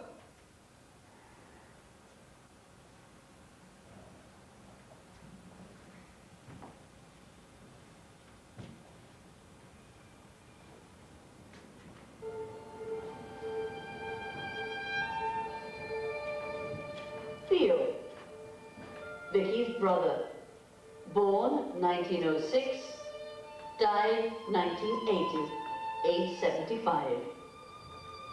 The tale of Theo, called by God. Sister, Vicky. Beale! You've just missed Ralph. My fault, really. I sent him packing. Oh, poor Ralph. What did he do or say to upset you? Well, he said, you know, the usual, complaining about everything. Things are not what they used to be, that the world is going to the dogs, and then he said, Pio, I worry about you. People are saying things that I don't like. Whatever we do, especially as a priest, people will talk. You look tired, Pio. I am. I spend so much time talking to old people, cheering them up, consoling them, burying them, that I think I'm turning into old people too. This morning after shaving I looked in the mirror and it said, you are the fairest of them all. No, it told me I was growing old. And did that bother you? No, not at all. I don't mind growing old. It's the feeling tired I don't like. I thought I would like to live to a ripe old age and enjoy it. But often I feel I no longer belong here. I sense I'm being called. Who was it who said that the problem with losing family and friends is how much of you they take away with them? I don't know, but there is much truth in it. People look forward to retirement, but I look forward to meeting my Lord. I know someone who's not looking forward to meeting his maker, Ralph. He may be religious, but I think death scares him. Yet when we were small, nothing seemed to scare him. I remember how at play Ralph had to be the admiral, or the general, or the king. Remember that wooden sword he had? He'd wave it in the air and shout, "Charge!" And we all followed him. Childhood holds many happy and beautiful memories. I remember the May altar Mother used to put at the entrance to the patio, so that people passing could see it at the end of the passage. Yes, I love those May altars, with the statue of Our Lady at the top and the flowers and candles below her. In the evenings it was magical for me when Mother lit the candles and we said the rosary. You used to love playing at being a priest. Remember the chasuble the cleaning lady made for you out of a piece of brocade? I remember thinking how clever of her to use a violin to cut the shape out. I didn't think I was playing. I knew even then what I wanted to be. And I remember when you asked Ralph to be an altar boy, he refused, saying, a bishop couldn't be an altar boy. Ralph.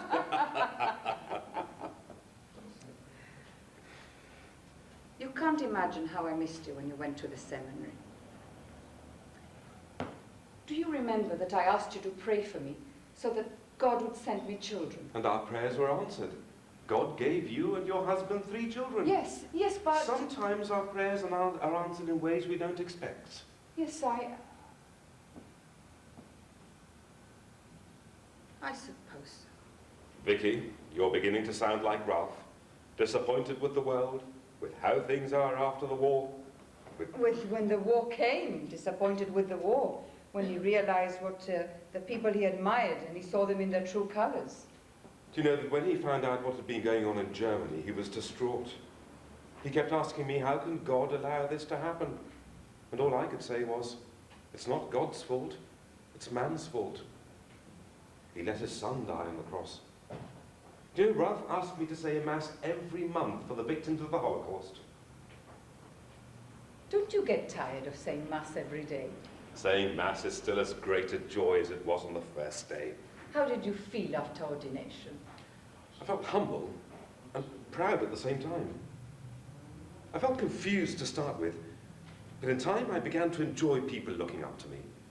Father said, "What do you think, Father?" "Father, should I?" "Father, I need your help." "Father, you must come." Confessions can get me down, though. But baptisms, I love baptisms. The family in their Sunday best and the baby so warm and alive. I love welcoming a new member into the church, the salt of the earth. I love weddings too, and I pray that the couple before me would love and honour each other and respect each other no matter what. The present generation gives up too easily. There's too much of the "what's in it for me" attitude. But we mustn't lose hope. Look at me. By the time the war came, I'd become complacent. I'd settled into an easy life, you could say. I ministered to the converted. Oh, I enjoyed being asked to tea and trivial conversation, and I helped those who didn't really need my help. But the war changed all that. Travelling in an ambulance with a woman screaming her head off as the bombs fell all around you was a new experience.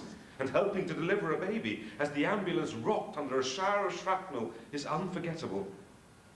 I never knew childbirth could be so painful and so messy. Alejandra used to say that if men had to give birth, they wouldn't want to have sex so often. I had romantic ideas about childbirth.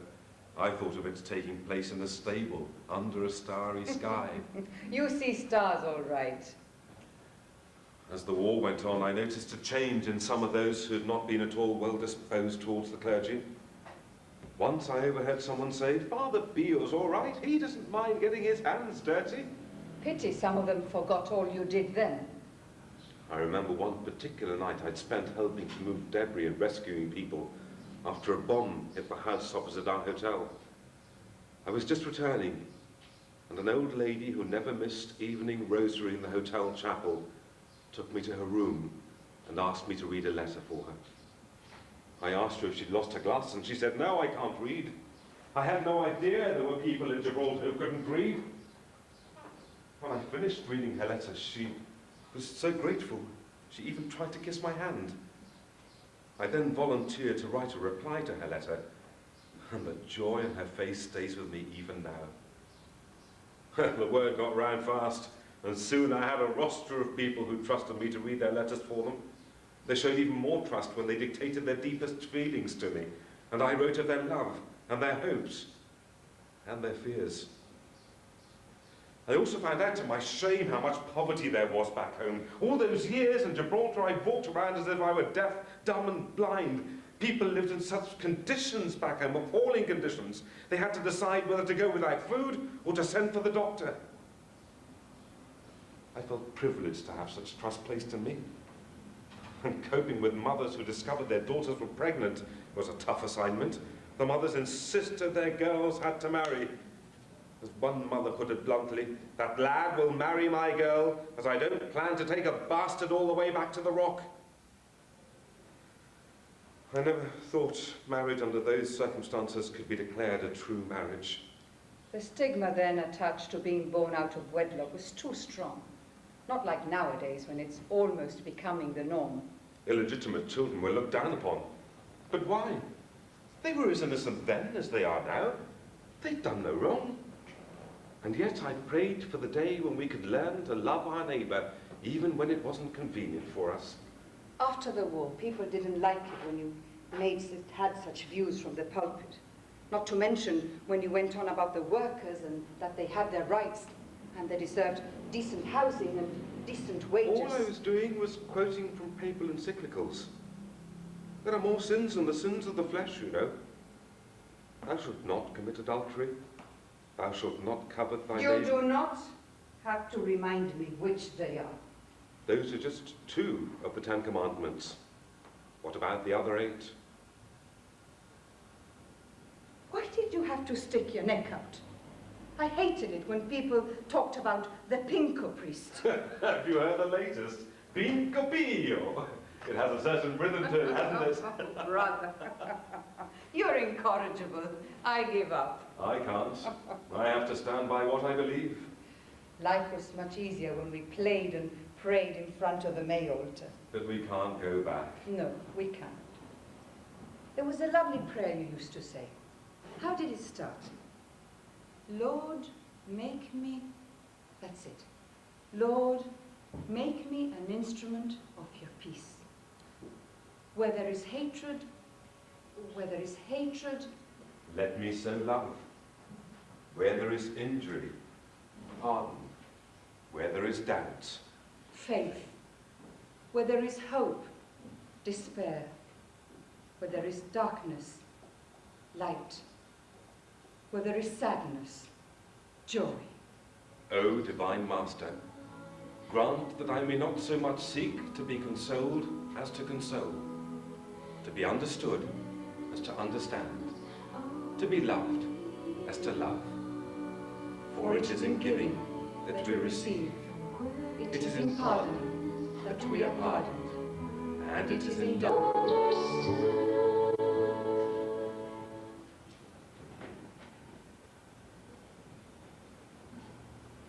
Eileen, Marilyn's twin sister and Vicky's granddaughter. The Tale of Eileen. Photo finish.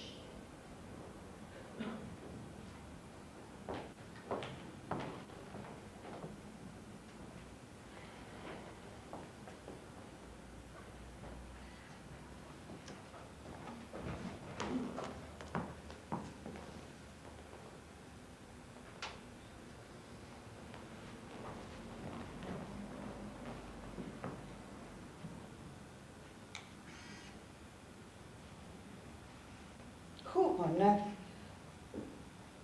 Why, it's Eileen and her camera. You are looking well and getting to be more like your sister Marilyn every day. Yes, I have changed. Has Tracy been in today? She's inside with Sharon. She's very attractive. I bet all the young men at university are after her. I didn't think she'd come for my birthday. I thought she'd be too busy in England to remember her old great-granny. But she did. Yes, and it's lovely of her. Is Sean coming? My son, as usual, will be late. He also wants to go to England and study. And who's going to look after him? Women can look after themselves, but men are different. They need a good woman to make sure they eat properly and keep their clothes clean. Look at how you've looked after your kids and your husband. Is Tony coming? I haven't seen him for ages. How are his mother and his sister? Tony is well, very well. His mother, as usual, is ailing, and his sister too. Those two are reserved seats at the medical centre. You should see the collection of pills. All sorts of shapes, colours and sizes. And sometimes they even swap them like sweets. No. Cross my heart and hope to die. Well, I never. I, on the other hand, don't like taking tablets if I can help it. Tony's mother manages to catch any bug that's doing the rounds. You name it, she's caught it. She must be so glad she can't get testicular cancer. She keeps telling Tony to check himself every week, just in case he's got it. Not trusting Tony to do so, she asked me to check him in case. And do you know what I said to her? What? Balls. I love your sense of humour. How else was I supposed to have carried on? Yesterday, she gave me the sermon on how modern women don't care for the husbands, not like they used to in the old days. Followed by the spiel about how she did everything she could to look after her husband properly, but despite that, he still died young, and that she would have given every pint of blood in her body to have kept him alive, but it was not to be. Spanish preachers used to go on like that. Oh, but there's more. God can be very cruel, she says. He lets men live whose wives, me of course, don't look after their husbands, and takes away men whose wives, her of course, Love them and cherish them as I promised to do so the day they were married. She always was a right Mona. She doesn't do it so often, but for years she went on about how her Tony didn't look well nourished. She even hinted I wasn't feeding him properly. So she said she bought him vitamins. Do you know what her precious Tony did with the vitamins? I know what I would have done. Flushed them down the toilet. He did! But Caroline, his sister, she's just as bad. She goes on and on about how she was born prematurely due to the Beckenham explosion. That's why she's not so strong. You should see her. She'd come first if they had a Miss Overweight competition. She might have been a few weeks premature, but the way she goes on about it, you'd have thought she was in an incubator for months. She too worships at the altar of Tony. Like mother, like daughter. My husband has been spoiled by his mother and sisters since the day he was born. Fortunately, his sister Lydia has her own family to worry about, so she's lost interest in Tony. Are the rumours true? Sadly, yes. Her boys are into drugs. She hasn't said anything, but people have told me about Lydia's boys. I always pray to Our Lady of Europa that you two will never take drugs. The way I feel, I wouldn't care less if they did. They're old enough to know better. They want to meddle with drugs, they know the consequences. Anyway, I've worried about them long enough. Now it's time I thought about myself. And damn Tony. Eileen, you surprised me. I thought Tony was a nice man and a good husband. Though he can be pleasant when it suits him, but he can also be a right bastard. How can you say that, Eileen? You don't know. Nobody knows. But for years, that husband of mine has been beating the living daylights out of me. Never. It started when the children were babies. When Sean was teething, it kept me awake most nights. His crying in turn would wake up Tracy, and she'd come out in sympathy. Tony never lent me a hand. Theory was, he being the breadwinner, was entitled to his sleep. My job was to keep the children out of earshot, so as not to disturb him. Did he really say that? Oh, yes, and more. Anyway, one night, when I wasn't feeling too bright myself, I woke him up so he could look after Tracy, for Sean just would not stop crying. When we managed to put the children to sleep, Tony had a go at me, complaining how was he expected to do a day's work if I ruined his sleep every night, and that his mother had coped with 3 children, so why couldn't I cope with 2? How selfish and inconsiderate of him. We had a row, and I told him a few home truths about his mother. I told him his first allegiance was to me, not to his precious mother, and that he was a big boy now, and it was time to let go of Mummy's apron strings. Then, he showed me what a big boy he was, by hitting me. No. Oh, he certainly did. But taking care, as he always has, of not hitting me anywhere it showed. Below the neckline and above the hemline. Once started, I never knew what would set him off. If his mother complained she wasn't seeing enough of my children, Tony would come home, have a go at me, we'd row, he'd hit me. If things weren't going well at the office, he'd hit me. Twice it was passed over for promotion, and boy, did I know about it. Extraordinary. I've heard him say so many times he would never lift a finger to hurt his children. True. He never once hit Tracy or Sean. What for? He had a bigger punch bag. I've always worn very demure bathing costumes for the beach. It's not easy, believe me, to find bathing costumes to cover all the bruises on your body. Modesty Blaze, my friends would call me. And sometimes I even had to invent excuses as to why I was not going, because the bruising was so extensive. And you've kept this to yourself all this time? Yes, as I wanted to protect my children. I didn't want them to worry about me. But soon, with Tracy now studying, and Sean at last working on his studies to go to university next year, I think the time is now right for... For what? You're not going to kill your husband, are you? You mean, as you see on TV? Well, I have thought about it. It's a wicked thought. I'm only joking. Why should I be the one that goes to jail when he's the one that deserves to go? So, what are you going to do? I'm going to get a divorce. How? I've got proof. I've got photos.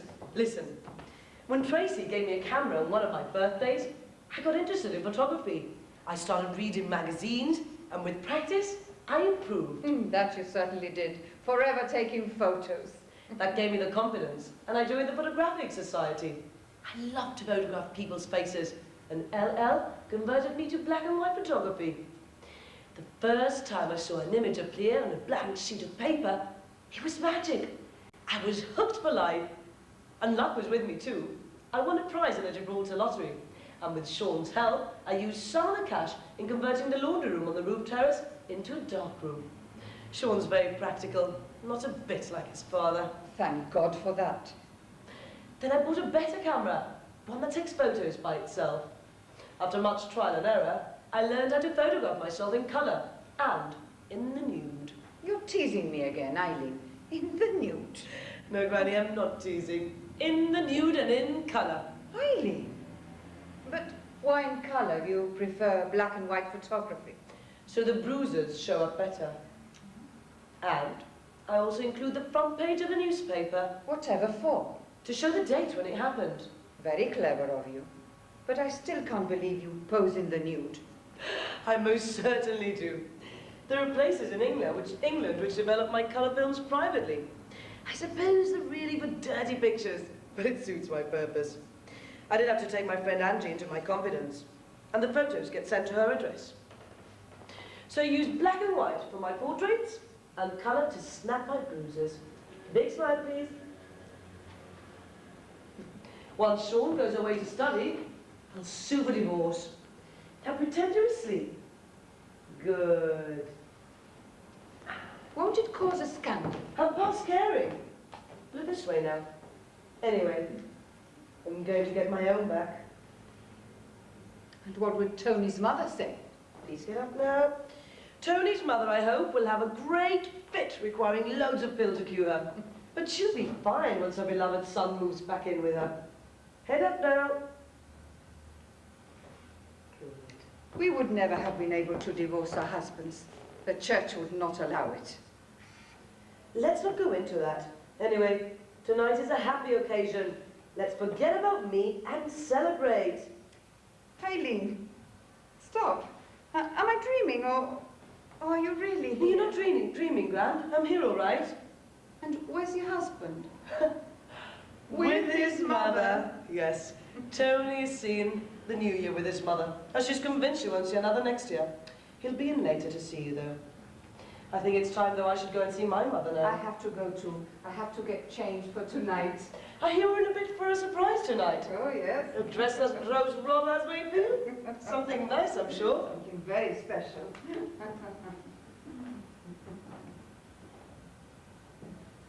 Sharon, Vicky's granddaughter. Tracy, Vicky's great-granddaughter. The tale of Sharon. There are balls and balls. Don't be late now, Sharon. Yes, Mom, I'll be right back. Your mum's taken lots of photos, huh? Yeah, she's good. She's won prizes. She even made Sean look presentable. Are you sure you don't mind me staying for the Easter break? Not at all, Tracy. So long as you don't run up a phone bill, like your brother did when he stayed at your Uncle Joe's. Mum and Dad were ballistic when they found out. I used to hear Sean walking about at night. I thought he was raiding the fridge.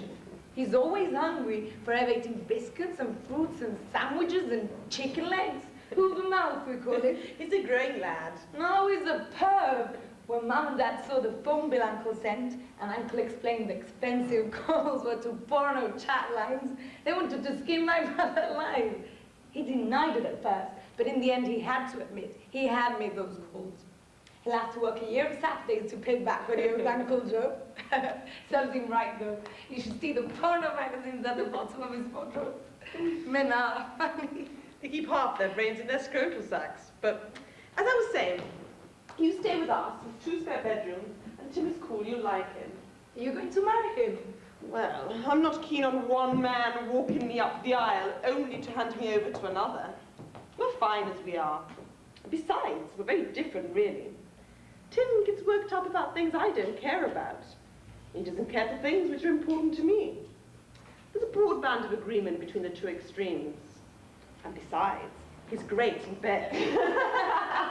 Very inventive, my Tim is. Lucky you.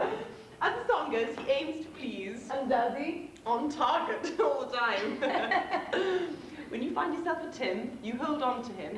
You don't find a Tim in every trainload of commuters. So, how's life at uni? It's great. Haven't done much work yet, but I've had lots of fun. Boy, the way some of those drink. Hollow legs. And as at home, most of them are football crazy. The beautiful game caused my breakup with Simon. How come? Simon was warm and amusing and I grew fond of him. But his first love was football. If he had to choose between me and a football match, I always lost the toss. Well, wouldn't most of us? He'd go to the pub to watch the matches, which is okay with me. I even joined him on a few occasions. But if I made any comment, he went all macho on me, implying that a mere woman couldn't be expected to know much about football. Wasn't very chuffed with this attitude. So when he was watching the match in the pub, I started watching at home, and I got hooked. No! Hook, line and sinker. I even read the papers the way the lads do. How's that? Well, from back to front, of course. Ah, yes. Spots pages first and then little else, I think. Mainly the football section, which meant that I had to sift through loads of crap. But I soon realised that many of Simon's seemingly original ideas were in fact culled from the back pages. Where else would they get them? Do you know how men get turned on by page 3 girls? Well, watching the game started having the same effect on me. You really mean watching the play, of course. Oh, Michael makes me want to mother him. I'd rather he tried to make me a mother. Ooh, Beckham. Beckham is a real turn-on. No, his voice just puts me on. If I pulled him, I don't know how to shut him up. After which, he could go ahead and score.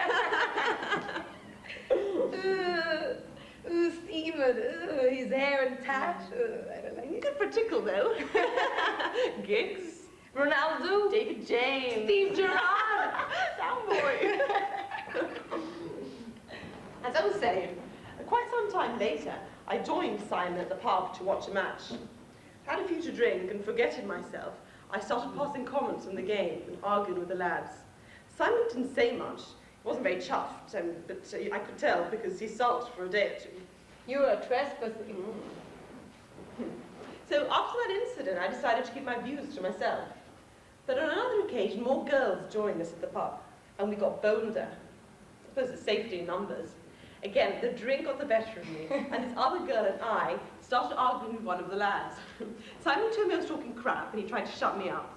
The more he tried, though, the harder I was trying to until a couple of his mates told him to belt up, as it was obvious I knew more about football than he did. And how did he take that? Well, I won the argument and lost the man. Hell knows no greater fury than a man put down. I was invited to a few parties tonight, but Dad insists that I came here. Well, not many get to know their great-grandmother. I know Vicky was delighted when she heard you were coming. Her face lit up. Oh, yeah. I suppose you're right. She's quite a girl, you know, considering she's near the century. She certainly is. She models herself on the Queen Mother, gin and all. Do you know, she actually shook hands with her once. Really? Well, to my mind, physically, she's doing better than the Queen's mum. And mentally, she's on the ball, most of the time, with a little nodding off here and there. But really, I was thinking that after we've seen the new year in and sung Happy Birthday, there's nothing to stop us going. Are you going out too? Yeah, I'm going to the rock concert. But what about Tim? Well, as your Granny Mary would say, what am I so brave? Though, what am I so brave? Hey, listen, what about some of Brixton's best? Let's have a joint. Here? No, let's go upstairs to the roof terrace. Come on.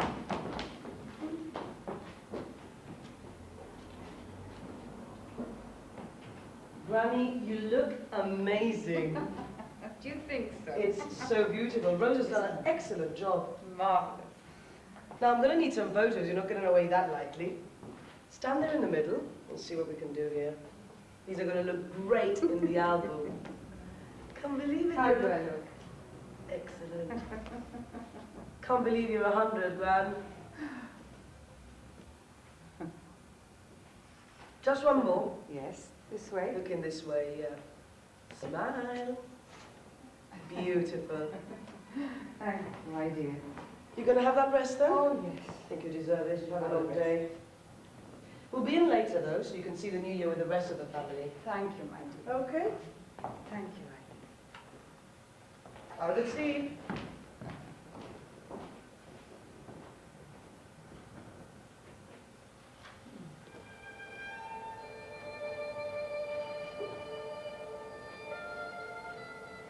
Alejandra, Vicky's sister, born 1903, died 1980, aged 77. The tales of Alejandra and Victoria, deaths and births.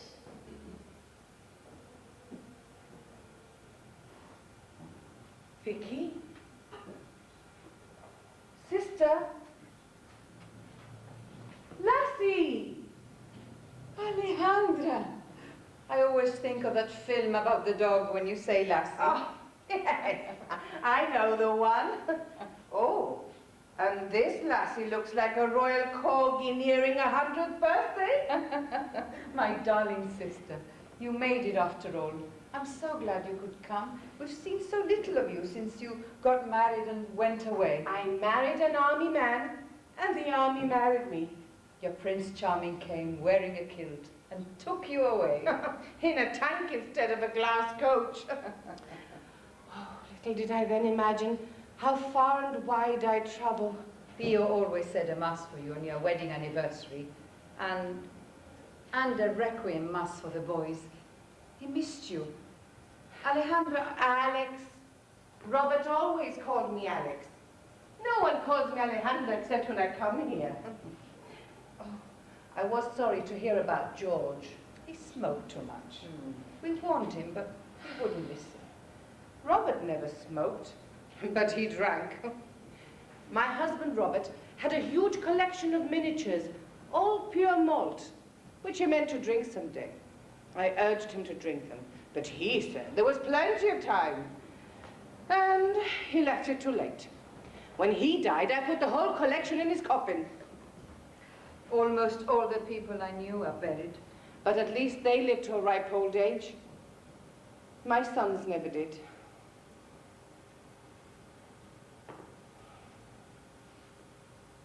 How could you bear it? I couldn't for years. Years. Within 5 years, I lost all 3 of my sons.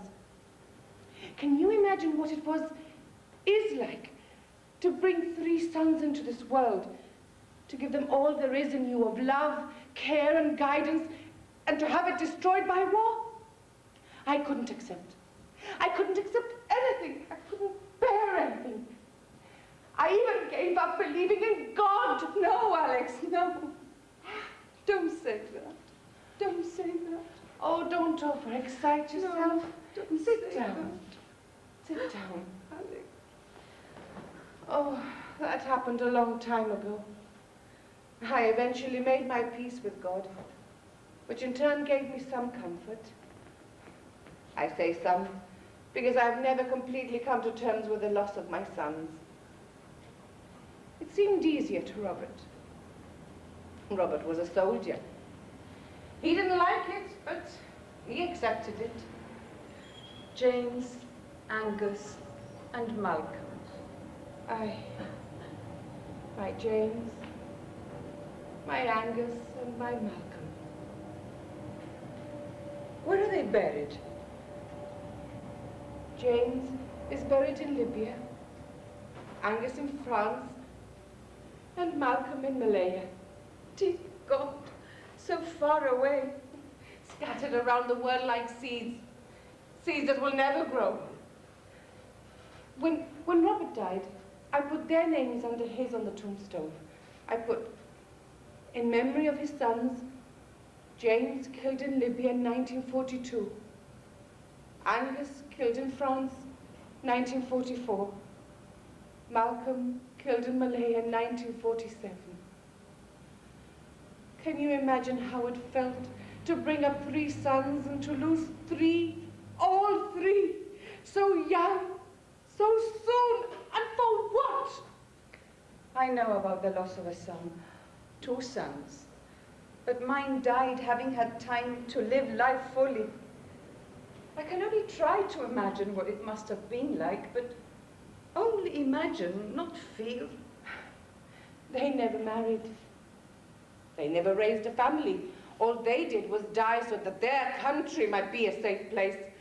And do you think their country is grateful? Yes, of course it is. Oh, Vicky, the new generations don't give a damn, most of them. They say it's got nothing to do with them, that it happened a long time ago. For them, it's just a boring story that their grandparents go on about. Alejandra, At least you saw your children marry. You have grandchildren and great-grandchildren.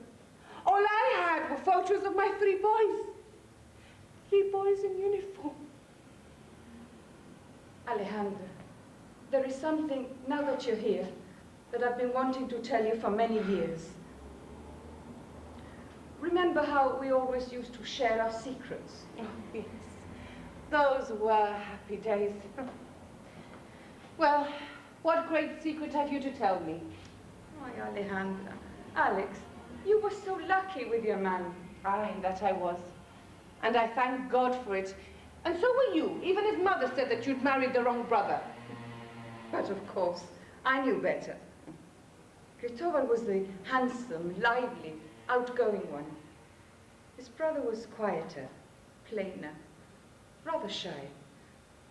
I knew they both wanted me, and I chose Cristobal. And on our wedding night, Cristobal started out as he meant to go on throughout our marriage. He didn't make love. He committed a sexual act. It was painful, but it didn't last very long. Later on that night, he had another go. It was still painful, but luckily this time it was over even more quickly. The third assault in the early hours was short, but not sweet. And you say it carried on being like that? Mother used to say that women could get used to anything, that we had to accept our husbands, do our duty, and make the best of it. And I did. An old recipe that no longer works, if it ever did for the woman. Cristobal's lovemaking was always fast and furious, and it didn't last long. After he was finished, I'd lie awake in bed and think of more pleasant things. Sometimes, even when he was at it. Like what? Alex, I'd lie there and think of new ingredients to add to a recipe, or a new way of preparing chicken or fish. I'd plan soups and invent all sorts of sauces for pasta dishes. So your cooking improved, but not your sex life. That's right. Cristobal's lovemaking made me into a more creative cook. Do you know, that could easily be the theme of one of these new reality TV shows. Oh, I'm sorry. I'm being frivolous. Carry on. I also knew, as I'm sure most of the town did, that Cristobal's business trips also included amorous encounters. That's the most delicate way I've ever heard of saying he went to a brothel. Oh, I could cope with that. My problem was another, bigger and different one. And it hurt. It was people asking me if I was pregnant. Some did this in subtle ways. Not my mother or my mother-in-law. I didn't know why I couldn't conceive. I tried all the remedies I'd heard of, and I even drank all the potions they gave me, however bad they tasted. Ugh, how awful. Once in Sevilla, Cristobal's mother pretended she was taking me on a shopping spree and instead took me to see a specialist. Good Lord, that must have been a surprise. Yes, and an even bigger one was that the specialist could find nothing wrong with me. The same thing happened when she persuaded me to go to Malaga to see another one. The amazing thing about all this is that no one at any time suggested or even dared to hint that the fault might lie with my husband. I came across that attitude in the army. Cristobal's brother married a sweet girl, but she wasn't very strong. And when she came to give birth, the child was stillborn. She only survived it by a few days. Yes, I remember you wrote to me about that. Oh, poor girl. But what has that to do with Emily's? Bear with me. I felt sorry for her husband. I offered him lots of sympathy. I spoke to him about the zarzuelas, which I knew he loved. And as he opened up, he talked about books he had read and places we would never visit. The army took us to many places, but they never let us stay too long in any one of them. You saw the world. I saw many beautiful places, and I met wonderful people. But I also saw a lot of cruelty, misery, and unhappiness. For far too many, it is not a good world. His world was richer than Cristobal's. There was room for sensitivity and imagination in his life. And it was obvious he was still in love with me, which was very flattering. I grew very fond of Cristobal's brother. And?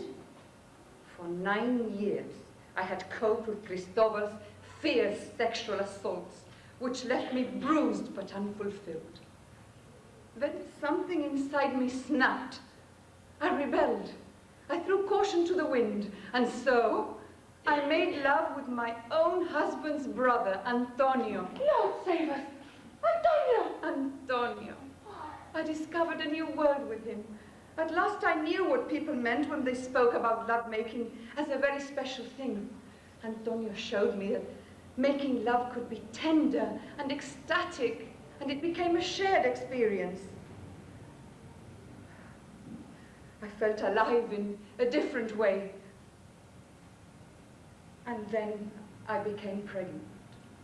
But how come Cristobal never found out? His having a child did not stop my husband from continuing on his business trips, football matches, and bullfights, etc. In a way, we were both being unfaithful at the same time. Yes, but not for the same reasons. And Antonio? Antonio felt very guilty. At the same time, he couldn't get enough of me or me of him when we could be together. Bringing up my children was so joyful. It helped to bury my guilt and misgivings. Alejandro, I've been wanting to tell you this for many years. It's the only secret I have ever kept from you. But only because you haven't been able to tell me until now. True. And I feel so much better now that I have. But how do you feel about what I've done? Do you think badly of me? Oh, how can I? My love for you is as strong as ever. I don't know what will happen when I meet my Maker, but I hope and pray he will have mercy on me. Yes, he will. Our Maker, our Father, our perfect Father, is all love, is all mercy too. He is forgiveness. Remember, is all love, is all mercy, forgiveness. Remember, is all love, is all mercy, forgiveness. All love, all mercy, forgiveness. Love, mercy, forgiveness.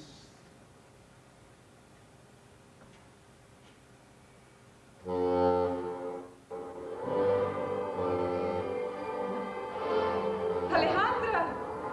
Alex, look! The fireworks! How beautiful! Sonia! Magda! It's here! It's the year 2000! Pio, Ralph, Mother, I've made it! I've made it! Happy New Year, Queen Mother. I'm 100 years old. May you make it too. Happy New Year, family, friends! Happy New Year, Antonio. Antonio? Antonio? Antonio? Happy birthday! Happy New Year! Well, you Wonderful surprise! Happy birthday, Happy New Year. Happy New Year. Guys, you know what to do.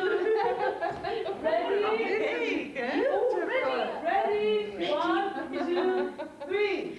Happy birthday to you.